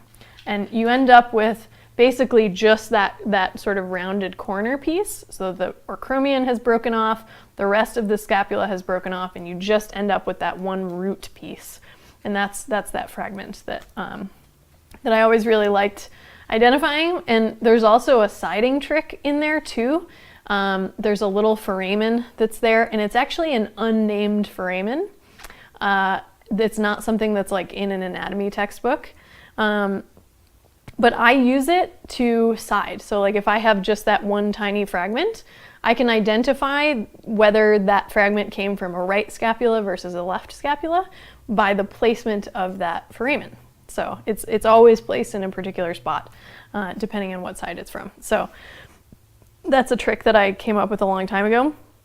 And I actually, one time when I was teaching osteology, I had a really great group of students that year, and I told them this whole story about this is my favorite fragment and blah blah blah, and they actually suggested that I name the foramen, because it is an unnamed one, name it the Rusk foramen, which is my last name. So I'm just gonna teach that to you guys. That's the thing. So you can't see it here, unfortunately, but it would be like basically right in here somewhere.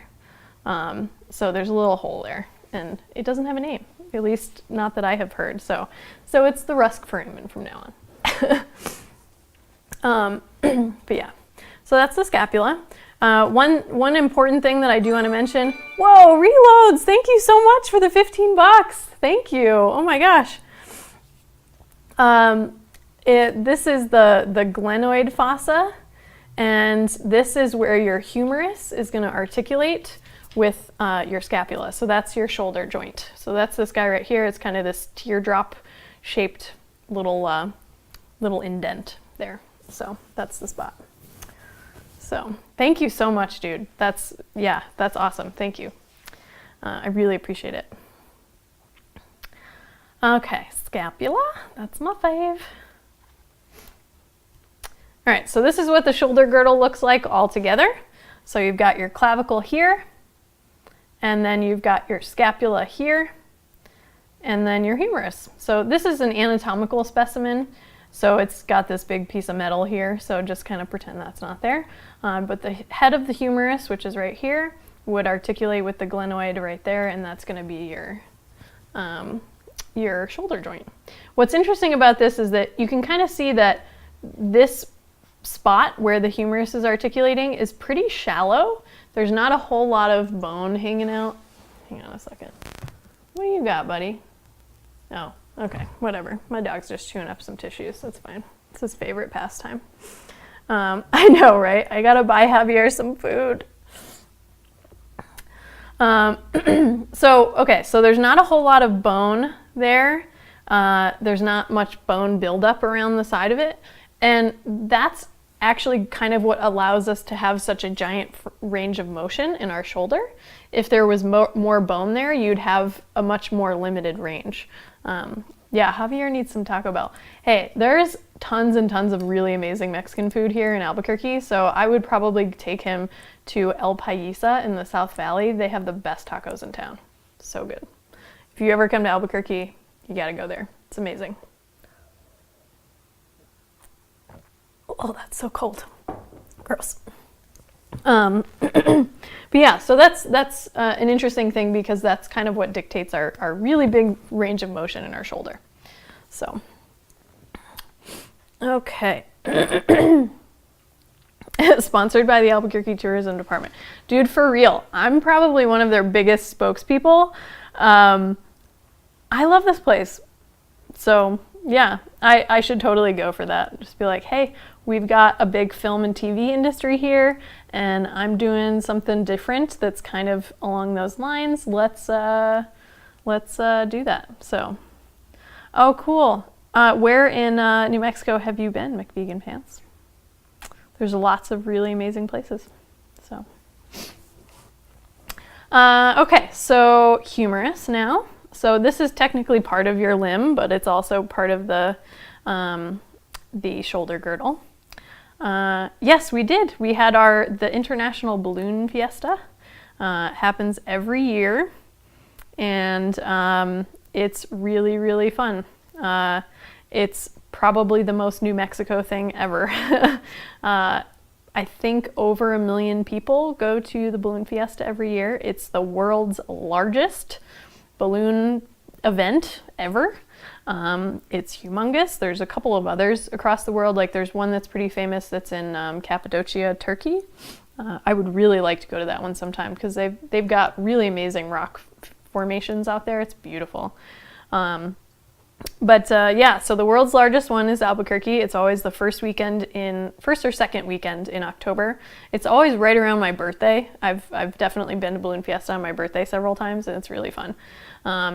But basically, they have these things called mass ascensions that it's a mass ascension of balloons, and they all kind of go up at once. Technically, they're in waves, so that you'll have like 1, 2, and 3 waves of them, but there's several hundred that go up all at once. And so then like when they're all up all at once, when it's done, there's probably like 600, 700 balloons in the air all at once. It's absolutely insane. It is so cool. Oh, cool. That's awesome. So you've been kind of all over. So yeah, Santa Fe is just a little bit north of us. We were just up there this week. I took my parents up to Meow Wolf, which is this immersive art installation thing it's kind of indescribable. I'm not really sure what else to say about it. But that's up in Santa Fe. Very cool. VLA is awesome. The VLA is actually really close to Pie Town, where I got my lovely mug. It's not that far from there. So very cool. Dude, Turkish food is delicious. Now I'm like kind of craving some Turkish food. I might have to go do that for lunch after this. Oh, cool. Where'd you eat lunch? Now I want to know. There's so much great food here. I love it. Probably like the place that most people go to when they come into town is the Frontier. We actually got tacos from there last night. And it's like a really famous thing. It was on Man vs. Food a million years ago. It's probably been on like diners, drive-ins, and dives and stuff like that too. But it's a really famous spot. That's biggie. They've got these ginormous cinnamon rolls that people are in love with. So, dude, I miss Man vs. Food, man. Adam Richmond is a delight. He is a lovely human being. And yeah, he lost a ton of weight recently after he stopped doing the show. I can imagine doing that show is really tough on your body, having to eat that much food all the time. I know, yeah. It's like, what? You have to be a healthy person? What is that about? Come on. We have to watch you eat loads and loads of food all the time. Okay, so yeah, so humerus.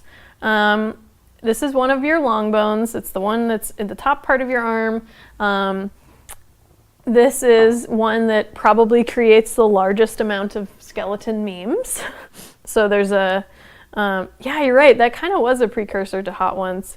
They're both very different, but same kind of deal. Hostile Hero, thanks so much for the sub. Woo! You get to throw popcorn at me now. So exciting.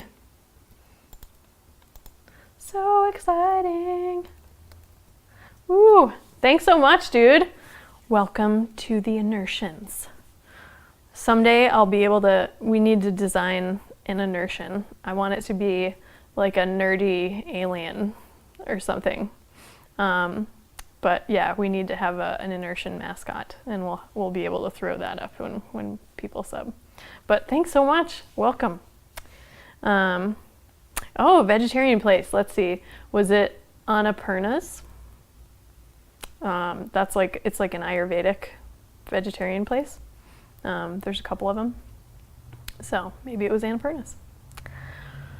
Okay, so yeah, so humerus is like the most meme-worthy bone, because like there's that t-shirt that just says, I find this humorous, and it's got a humerus across the front. I kind of need one of those. There's actually a girl in my class right now who wears it to every class. It's pretty awesome. I'm like, girl, I feel you. I'm into it. But yeah, so I have a bunch of landmarks here, or I guess features. Landmarks I typically reserve for cranial landmarks, and then I use features for all the others. It's kind of a semantic thing. But there's a bunch of these. Probably don't need to go through these, but I'll just say, so like this is the proximal end of the humerus, and that's where the head is. You've got the greater and lesser tubercle here. The intertubercular sulcus, that's where the long head of your biceps goes through. And then you've got your deltoid tuberosity here, and that's on the shaft of the bone. Insert joke here, whatever. Then you've got your distal end of the humerus, which has a whole bunch of stuff they're features that basically create the anatomy of your elbow. And yeah, humerus is a fun bone. I like it. Okay, cool. Yeah, there's one in Santa Fe for sure. Oh, East Asian kinds of foods. Interesting. I don't know if I know that place. Well, it sounds kind of good. I'm just getting really hungry, guys. It's lunchtime. Okay, so let's keep on going. All right, so then we've got our radius, and that's one of the paired bones that's in your forearm. And like I mentioned, this one is on the thumb side of your forearm, so it lines right up with it. And then you've got your ulna on the other side. And this is going to articulate with the distal end of your humerus here. It's one of the bones that makes up your elbow. And you've got the head of the radius here, and that's going to articulate with one of those features that's on the distal end of the humerus. There's a little thing that kind of sits right inside of it. You've got your radial tuberosity, which is right here. This is also called the bicipital tuberosity, and that's where the very bottom of your biceps muscle articulates. So this is so it's an origin up here, and then it inserts. It's an insertion point on the radius. So every muscle has an origin and insertion. And that's like one of the main things that people learn when they learn the muscles. They learn origin, insertion, and motion, I guess, is like basically what it does. So then you've got a styloid process here. The styloid process is a weird one. There's actually 5 of them across the entire skeleton, and they're all on different bones. So you've got one on the radius, you've got one on the ulna, you've got one on your temporal, that's all the way up in here. This is one, I actually mentioned this on the show last week. You can stick your finger inside your mouth and kind of feel it if it's long enough. It's kind of a weird thing. I'm not gonna do it. You should do it though. So yeah, temporal, radius, ulna, fibula, which is in your lower leg, and then your 5th metatarsal. So they're kind of spread across the whole body. It's kind of a weird thing, but they all just have the same name. So this is one of them right here. And then we've got this thing called the interosseous crest, which is, this is an interesting one because your ulna has one as well, and so do your tibia and fibula.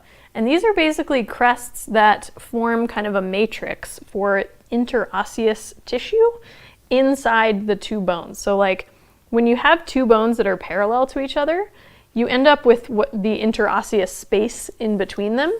Interosseous literally just means between bone, or bones, I guess. And so you end up with this interosseous space, and that's where a lot of tissue goes. You end up with a lot of fascia, which is just like the silvery kind of connective tissue. And so the interosseous crest on each of these bones is going to kind of anchor a lot of that interosseous tissue. So you've got one on the radius and one on the ulna, and they kind of meet in the middle. So here's our ulna. I don't know why this has like a weird little drawing in the back. That's strange. I've never seen that before.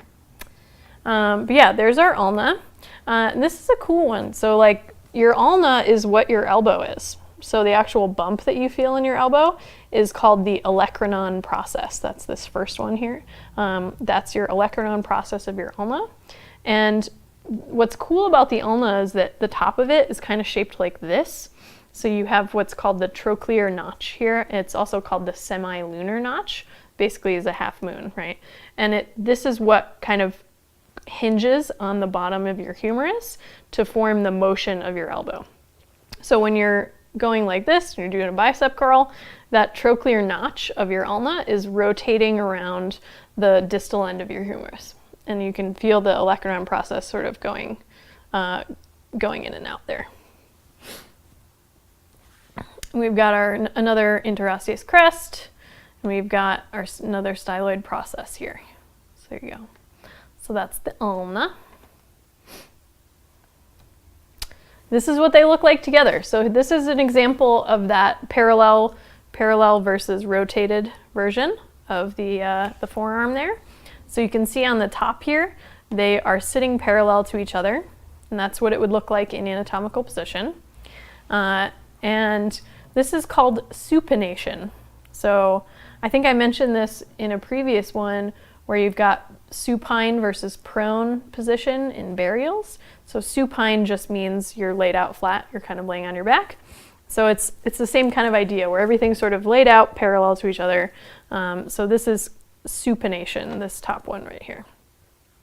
And then if you rotate, that's called pronation. And so that's where you actually have the bones cross each other. So that's what it looks like. You can kind of, I mean, these are not gonna do that because it's not actually real, but you know, you can see them, they're parallel to each other in Javier's arm here. Just, you know, shake hands a little. Nice to meet you. There you go. All right, so then we have down in our wrist and hand, we've got 8 different carpals. There's a whole bunch of different names of these. It's kind of a pain to learn them, but we do have this funny acronym or mnemonic device for this. It's some lovers try positions that they can't handle. And this is how to remember them in order. So you start with, basically you've got 2 kind of rows. They're not quite oriented in rows, but sort of. You've got 2 kind of rows of the carpals, and so you start with the more proximal row on the lateral side. So you're basically you're going like here and then here in there. And so you've got the scaphoid here, that's the sum. Then you've got lunate, triquetrum or triquetral. I usually say triquetral. Triquetrum is older. And then you've got the pisiform here.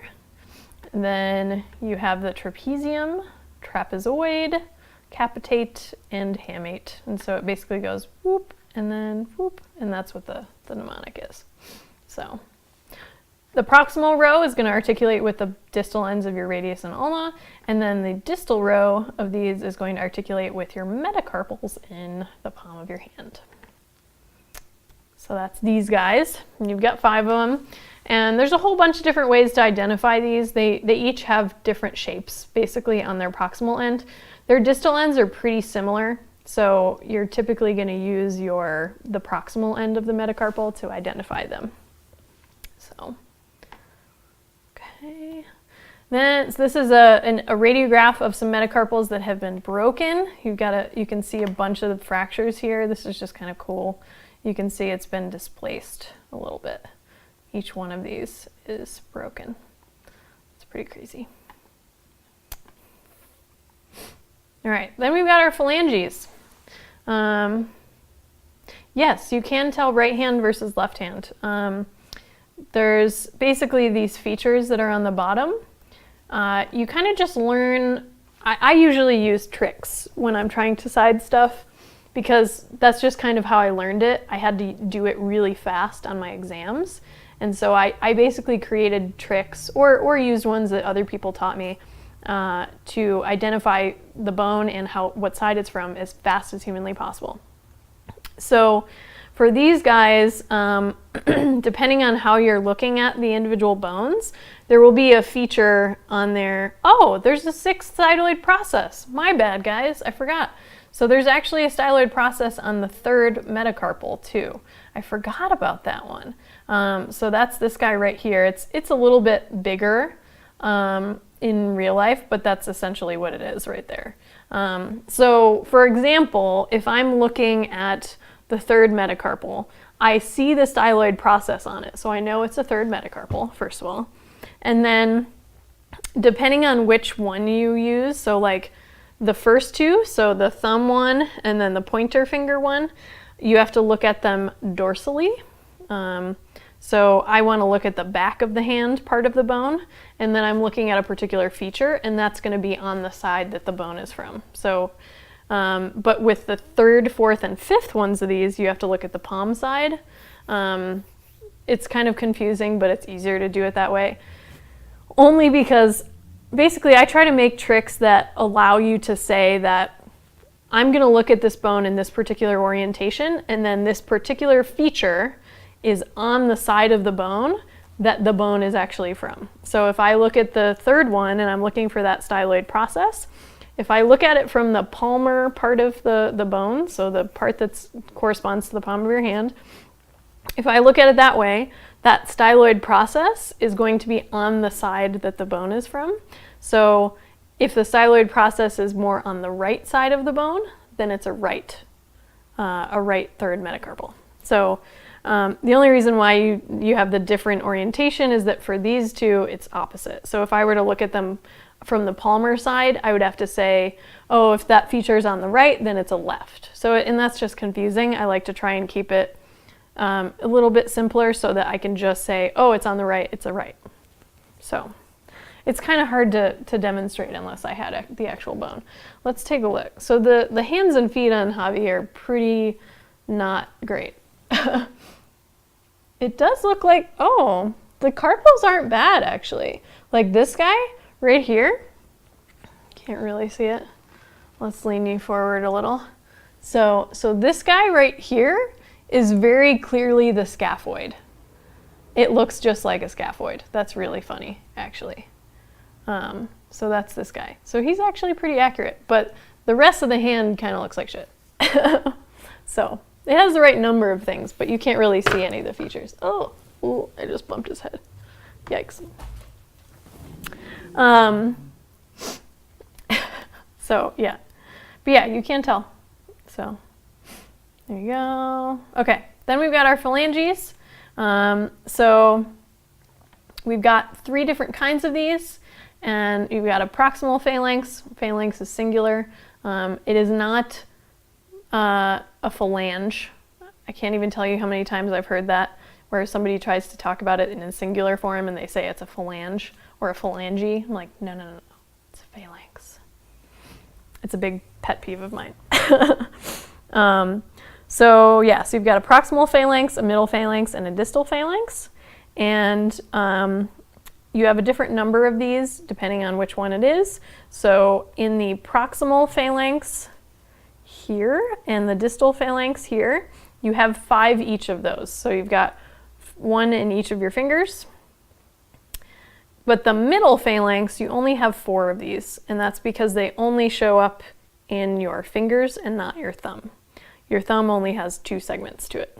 So you've got 5 each of the proximal and distal and 4 of the middles.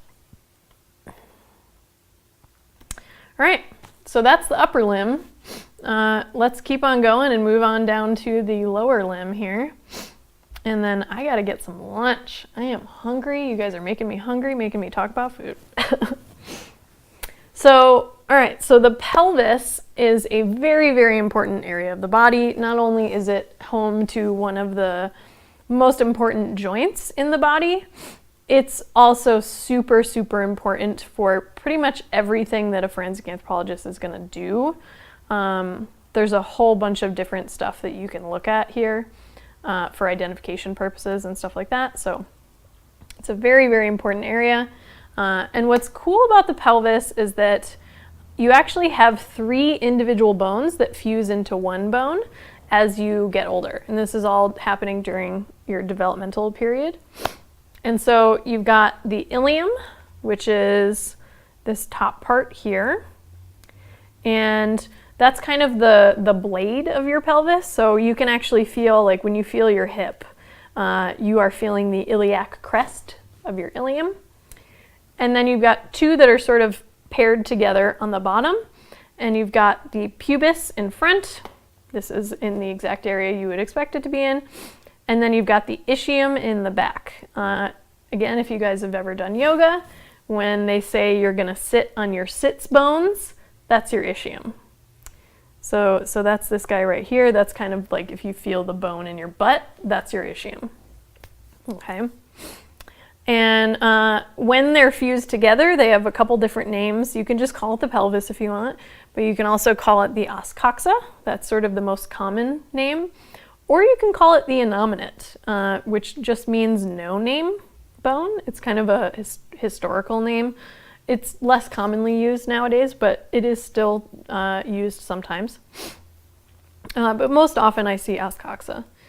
But yeah, so you've got those three different bones that fuse together to become the single bone. So, and that's what it looks like when it's all together. You've got the ilium here, you've got the pubis here, and then you've got the ischium back here. And this right here is a big feature called the acetabulum. I'll spell that here. So that's the acetabulum, and that's where your femur, the head of your femur, is going to articulate there. So that's your hip joint. And that's also the place where the three bones, when they're individual bones, where they all fuse together.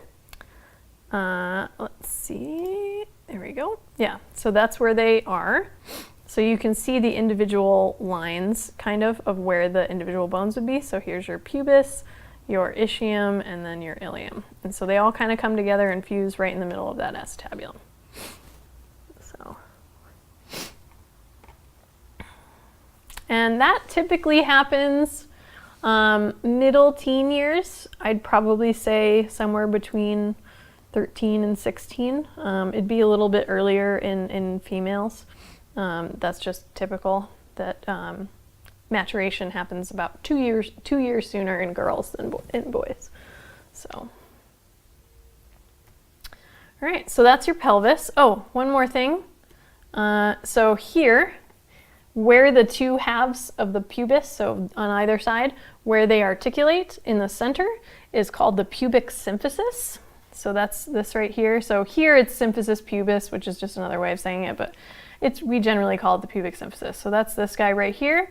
That is a super important area for age estimation. So the way that surface is kind of constructed and how it degrades over your life course is pretty predictable. It's still not great, but it is the most standard method for age estimation if you have that part of the skeleton. So super, super important. The pubis in general is just super important for sex estimation as well. There's a whole bunch of different features on there that we tend to look at to do that. So, okay. All right, so then we've got our femur. So this is a bunch of them. Femur singular, femora plural. And this one has 3 right femora and 1 left femur in it. It's kind of strange, but that's what they look like. Strongest bone in the body. There's a lot of bone in there. Tons and tons of muscle attachments. Super, super important bone. Probably one that most people know about too, which is cool. All right, here's what it looks like. So you've got the head of your femur here that's going to articulate in the acetabulum of the os coxa. And then you've got 2 trochanters. You've got a greater trochanter and a lesser trochanter. This kind of pattern shows up a lot across the skeleton and even just anatomy in general, this greater versus lesser thing. And it's basically just 2 paired features. So you've got 1 big one and 1 small one, essentially. So the greater one is going to be bigger, the lesser one is going to be smaller. So it's really common. It's the same thing as the greater and lesser tubercle on the humerus. And you've got the shaft of the bone, you've got the patellar surface on the distal end, that's where your patella is going to articulate right on top there. And then you've got your medial condyle and your lateral condyle. And this is basically just this like really large structure at the very bottom of your femur, and that's going to make up your knee joint. This is a super cool image of the inside of the proximal end of a femur.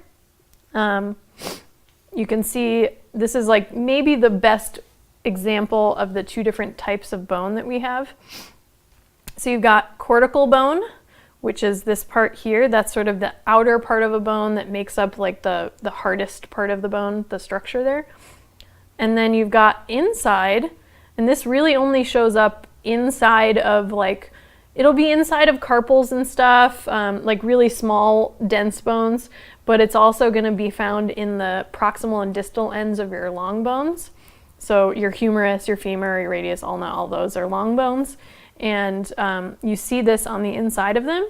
And this is called spongy bone or trabecular bone. And it's basically just like sponges, right? It looks just kind of like the little individual spicules of a sponge. And this is the type of bone that's going to help dissipate forces. So the cortical bone has the thickness, the like strength to it, but then this spongy bone basically helps dissipate any kind of force that's exerted on the bone. Super, super important for preventing fractures, right? And that's why it shows up in the joints of bones, because that's where a lot of the forces are being exerted. So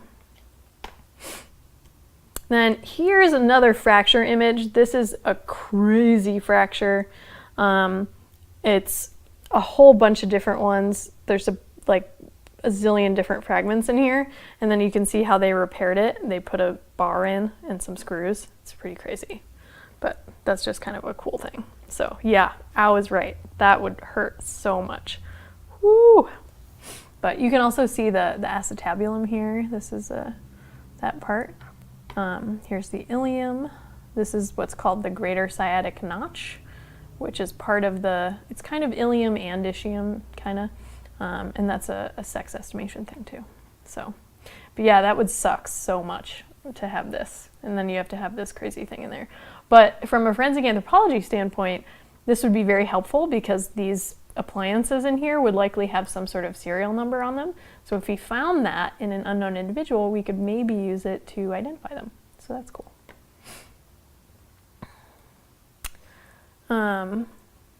Yeah, right, totally. Okay, so then this is kind of what it looks like when they're all articulating together. So you've got right os coxa, left os coxa, left femur, right femur. Then in the back, we've got the sacrum and coccyx. So that whole thing is going to make up our pelvic inlet. And that's, you know, where babies come out and all that stuff, all that fun stuff. So yeah, I know, they just left that one piece. It's crazy. Like this guy right here. There's probably nothing they could have done to fix that. To be perfectly honest, the body will probably pull that in. It'll have, basically what they do is try and align it as much as possible, and that's what the bars are for, to kind of keep it in alignment. And then this gap here will get filled in with new bone, and then that kind of gets pulled together. Same thing will happen here. Like there's a whole bunch of blood flow going on in here. Your body knows that there's a piece of bone that's kind of hanging out on the side there. And so it's gonna probably grow a whole bunch of bone right in here and then sort of pull it in. And then that bone that's laid down that's new gets remodeled over and over and over again. And then it kind of forms in a way that kind of pulls everything together until it's permanently back together. Doesn't always happen well. If this had happened to somebody when you couldn't put a bar in, then it's going to be misaligned probably, unless you actually reduce it, which is a whole other thing, like whether or not that would happen. But it's still going to try and heal. So if they had not aligned it, this bone would basically form a bridge in between it, and it would end up being permanently misaligned. That's just kind of how it goes. It's really crazy.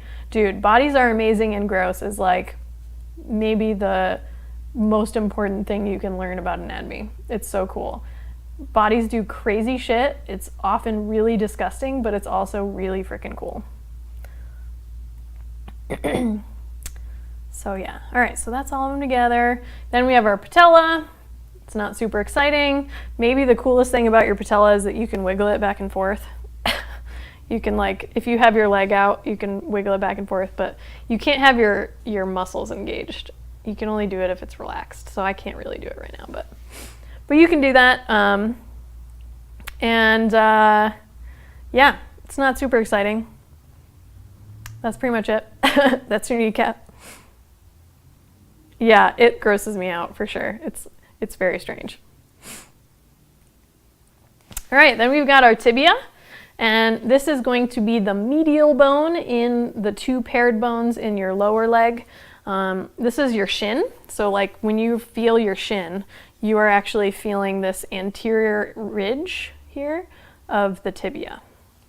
And the tibia here, this is called the tibial plateau, and that's basically just the whole proximal part of the tibia, and that's where those condyles of your femur are going to articulate. You actually have condyles on your tibia too, so like you have medial condyle of the femur and lateral condyle of the femur, and they're going to articulate with the medial and lateral condyles on the tibia. So they just kind of sit together.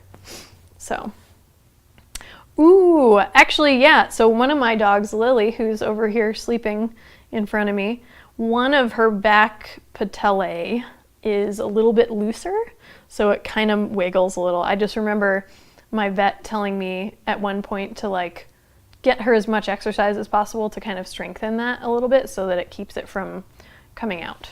It's never come out, so that's good, but she did kind of say that it was a little loose, so, but yeah.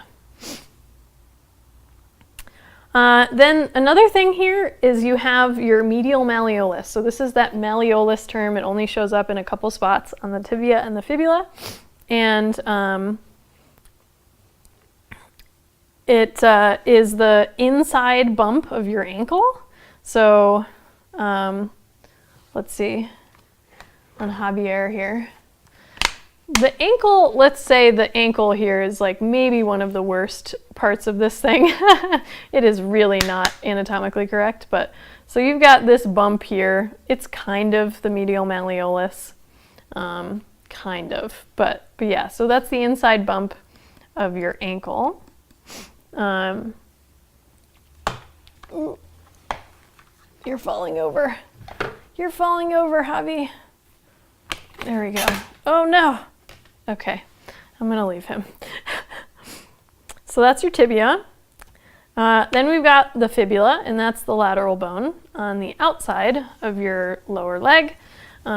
This has our next styloid process. That's actually on top, so that's this guy right here. We need to save you, yeah, for real. I need like a real anatomical specimen complete with LEDs. I feel like that might be a weird, like if it were a real bone anatomical specimen with LED lights, that feels a little icky, kind of. So maybe not real, but definitely anatomically correct. Yeah, that's what I need. I would display that shit all year round. So then at the bottom, or the distal end of the fibula, you've got your lateral malleolus, that's the other one, and that's the outside bump on your ankle. So LED implants, do it. You could be an LED cyborg. Maybe someday we'll all have little implants in our eyes. It'll be our phone interface just on there, you know, little RoboCop action. So, yep. Yeah, donate your body for science and LEDs. I'm into it. Faux show. All right, so that's the fibula. The fibula is like the worst bone in the whole body. It sucks so much when it's fragmentary. It's so hard to identify the side of them, especially if you have just an isolated shaft fragment of the fibula. It's really, really difficult. Worst part about learning the skeleton, for sure. It's also really commonly broken. That's another biggie that is very commonly broken. So most often it breaks at the ankle, like somewhere down here. That's usually where you see it. All right, so this is what they look like when they're together. This is definitely a better view of it than on Javier here. It's not exactly accurate on him. Yeah, this is what they look like. You've got your knee is going to kind of be right in here. Your fibula is sort of on the outside. It doesn't actually articulate with the femur at all. And then they articulate with each other down here. You've got the inside and outside bumps on the ankle. And then you've got this little pocket here. So on the bottom, it's creating this little pocket for all of your ankle bones, which are your tarsals. And they're kind of analogous to the carpals in the wrist. So that's them. Same thing here on the radius and ulna where you have the interosseous crest and the interosseous space here. You have the same thing in the tibia and fibula. So that would be in here. You'd have all this connective tissue in between them. So here's another crazy fracture image that's just sort of fun. This is one of those examples where you see this distal fibula fracture. And then this is weird. So like having this fracture in the medial malleolus, I feel like that's not very common because there's not a lot of bone in this area and there's not a lot of movement there. You know, like I can see this happening because if it crunches, like it's probably going to happen there. But this is a really dense area of the bone. So it's really kind of crazy that this is broken here. But yeah, it basically just like broke off that whole malleolus. Why did it evolve to be two bones there instead of just one? Good question. So same thing in the forearm. This is really a kind of a persistent thing that we see in a lot of our common ancestors. So chimps have this, the common ancestor between humans and apes, and other apes, I mean, would have this. This goes all the way back to mammals. So some mammals don't have this. So like in a lot of ungulates, like cows and stuff, they don't have the two. Technically they have the two, but they fuse together. So where is it? Let me grab it.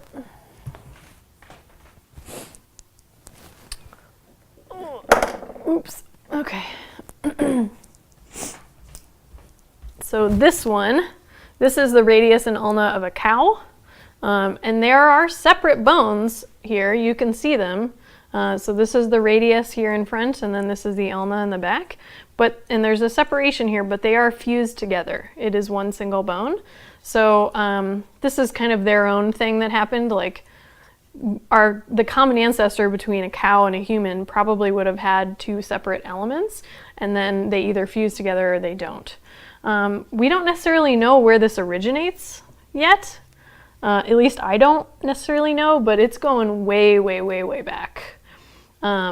Probably to the emergence of mammals back in like dinosaur times. Maybe even farther than that. But it's really like, this is one of those examples of kind of just the general constraints of evolution. Unless like you'd never see like some crazy mutation that all of a sudden just is like two bones. It's going to be sort of, I don't know, not necessarily incremental, but what you have as a new species is constrained by what came before you. And so we have two because what came before us had two. I don't necessarily know exactly where it originates, but it's really, really old. So yeah, we don't know yet for sure. Get on it. It's a dissertation. Oh, there we go. So somebody might know. Someone who studies like really, really old mammals, like fossil mammals and stuff, they might know. But I bet it's really old.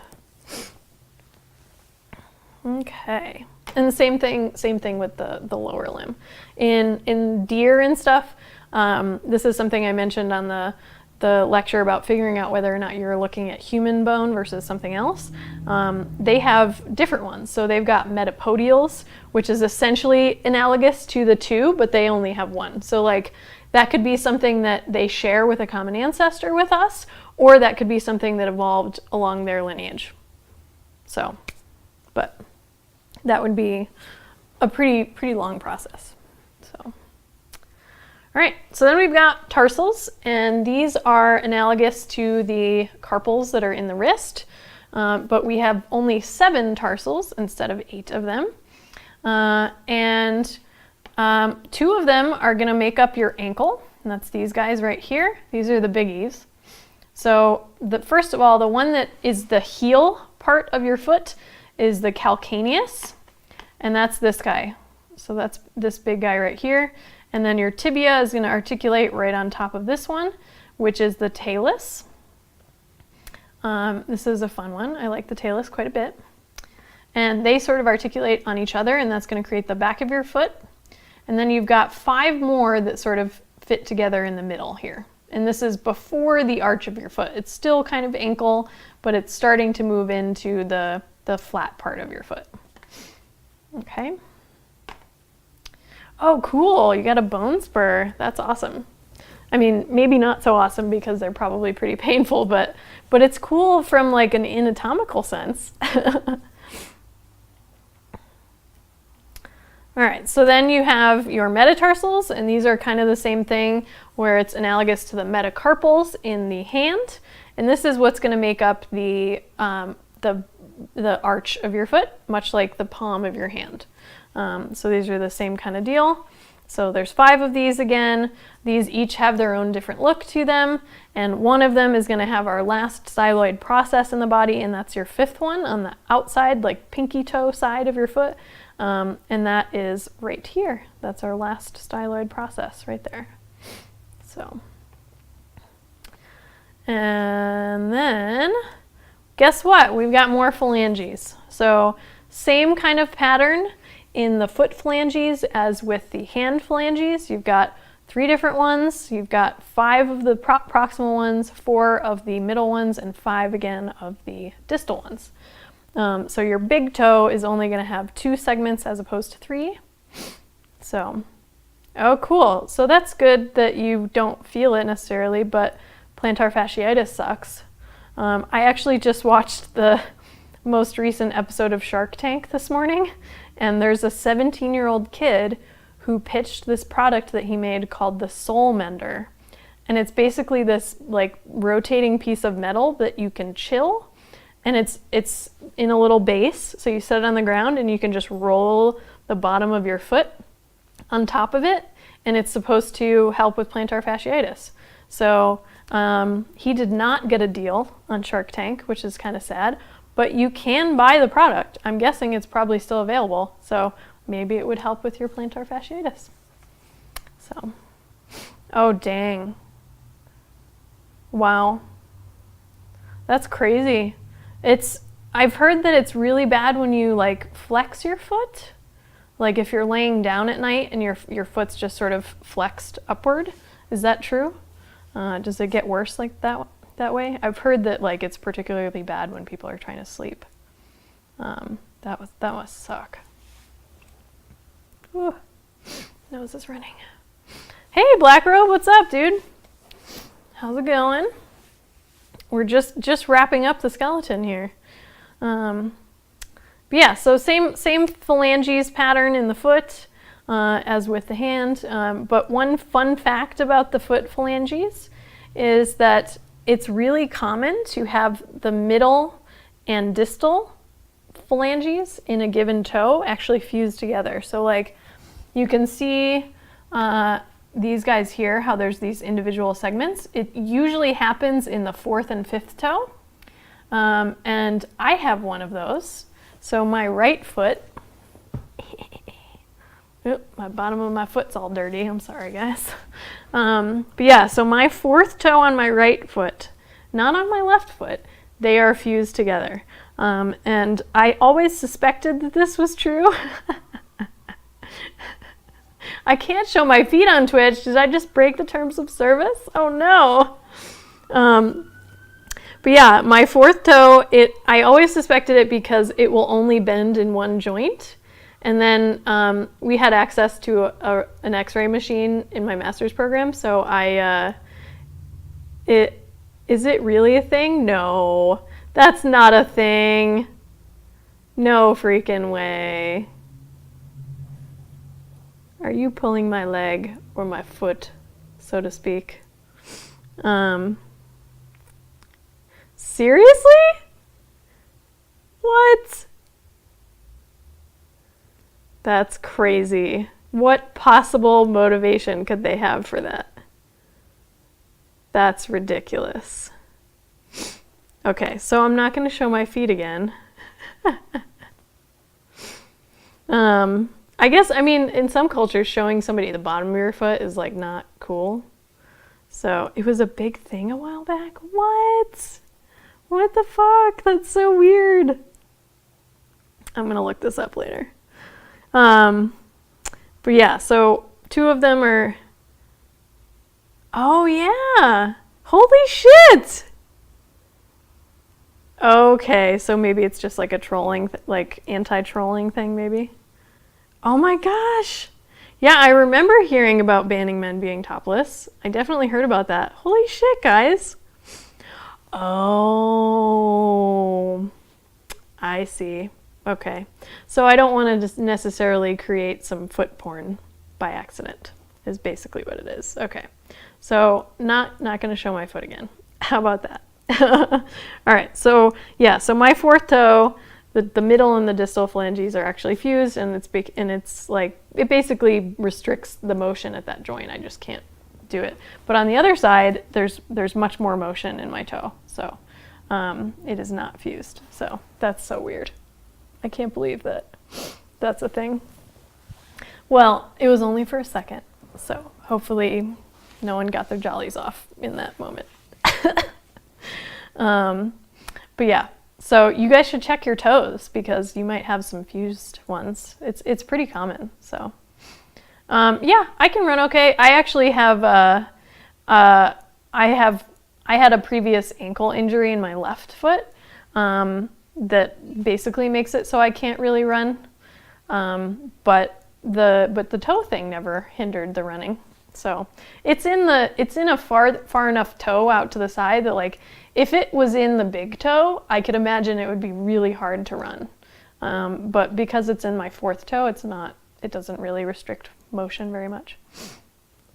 But yeah, I actually, so 2.5 years ago, I fell rock climbing and crunched the top of my talus. Basically, so this is the talus right here. Right here on the back part, my tibia came down. I basically hit with my foot kind of flat. My tibia crunched the cartilage on the top of my talus. And it kind of like took a bite out of it, and it's incredibly painful. It's way worse to damage cartilage than it is to bone because there's no like blood flow in it really. So it's really, really difficult to heal. So I crunched the talus a bunch, and then I tore a bunch of ligaments. So I tore 2 ligaments on this side of my foot, on the lateral side, and then 1 ligament on the medial side as well. Because I did one of these guys where I like rotated it inwards. It sucked. It's 2.5 years later, and it still hurts me all the time. It's actually hurting me right now. I can feel it in the lateral ligaments that were torn. Like, they're kind of loose and just kind of janky. It sucked. So it still hurts kind of all the time.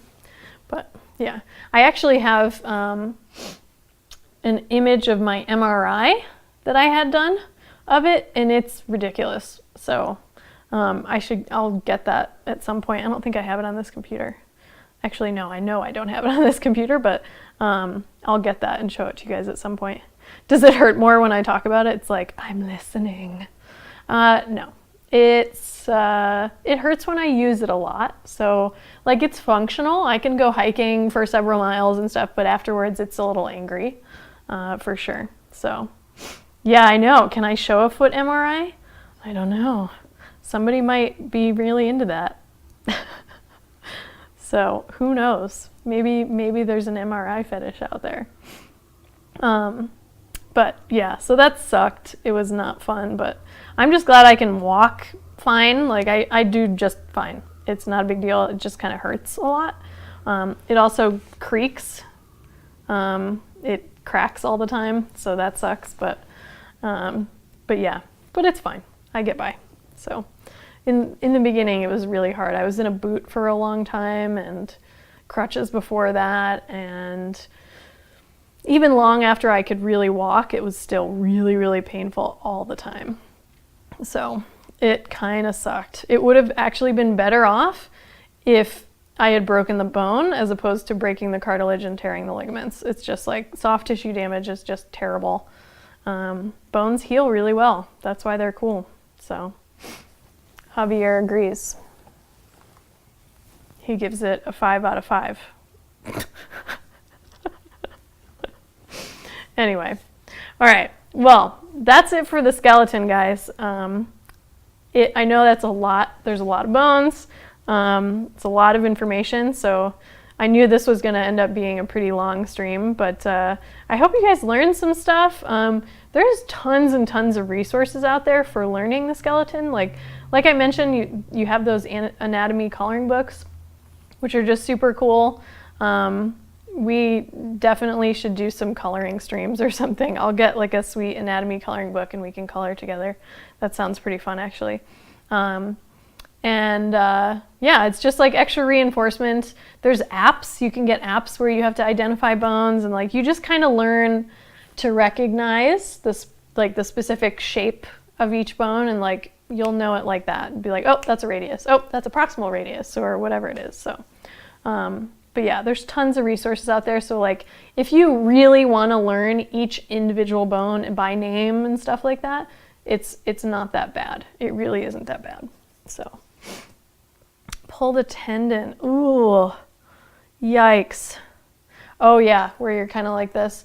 That'll happen to me sometimes when I sleep funny. Not that bad, but like ones where like I'm stuck kind of staring forward and I can't really turn that much to the side, or like the other side will be fine, but then like I might be able to get to here on one side of my neck. It's just kind of a weird thing that happens every once in a while. Does that happen to you guys too? That sucks. And then you're just kind of like meh, for quite a while, and you have to like turn your body instead of your head. Super awkward. Oh yeah, I bet. That sounds super painful. That's definitely a way more intense version of what I'm talking about. That sucks. Bodies are weird, man. Bodies experience pain in such weird ways. Like your body doesn't always know where to send the pain signals. So like, especially a lot of internal stuff. Like if you have heartburn or something like that, like it can feel like you're having a heart attack because it's like behind where your heart is, but it has nothing to do with your heart. It's just like, you can't really tell where it's coming from. It's so weird. Yeah. But yeah, pain is a strange thing. So, especially when it's internal. It's very weird. So, well, do you guys have any questions about the skeleton or about what's coming up or whatever? Let me know. This was fun. I had a really great time hanging out with Javier. Javier is gonna make some more cameos for sure, especially during Halloween. So he's my good buddy now, and he's like really excited to meet you guys. He's all lit up with love. It's red for the love.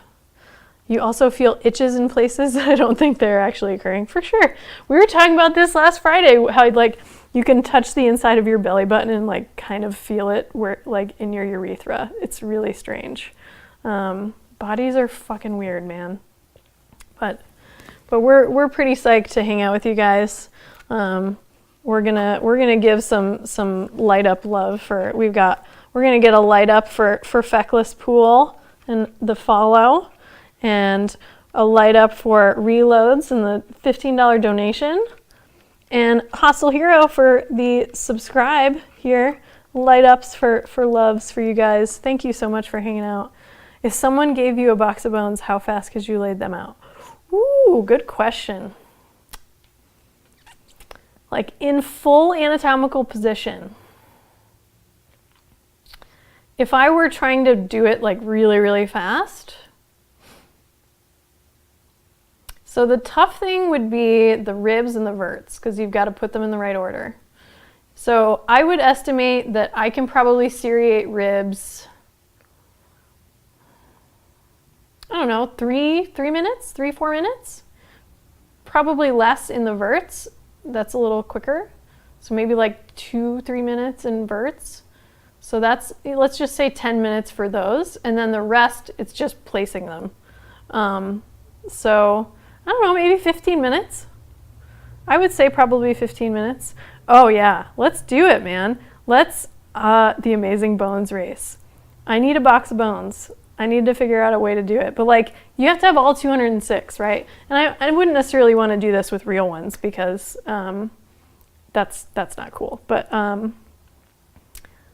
yeah, I could totally do that.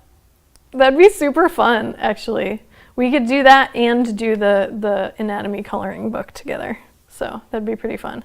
Gotta catch them all. That's right. Gotta lay them all out. It just doesn't roll off the tongue as well.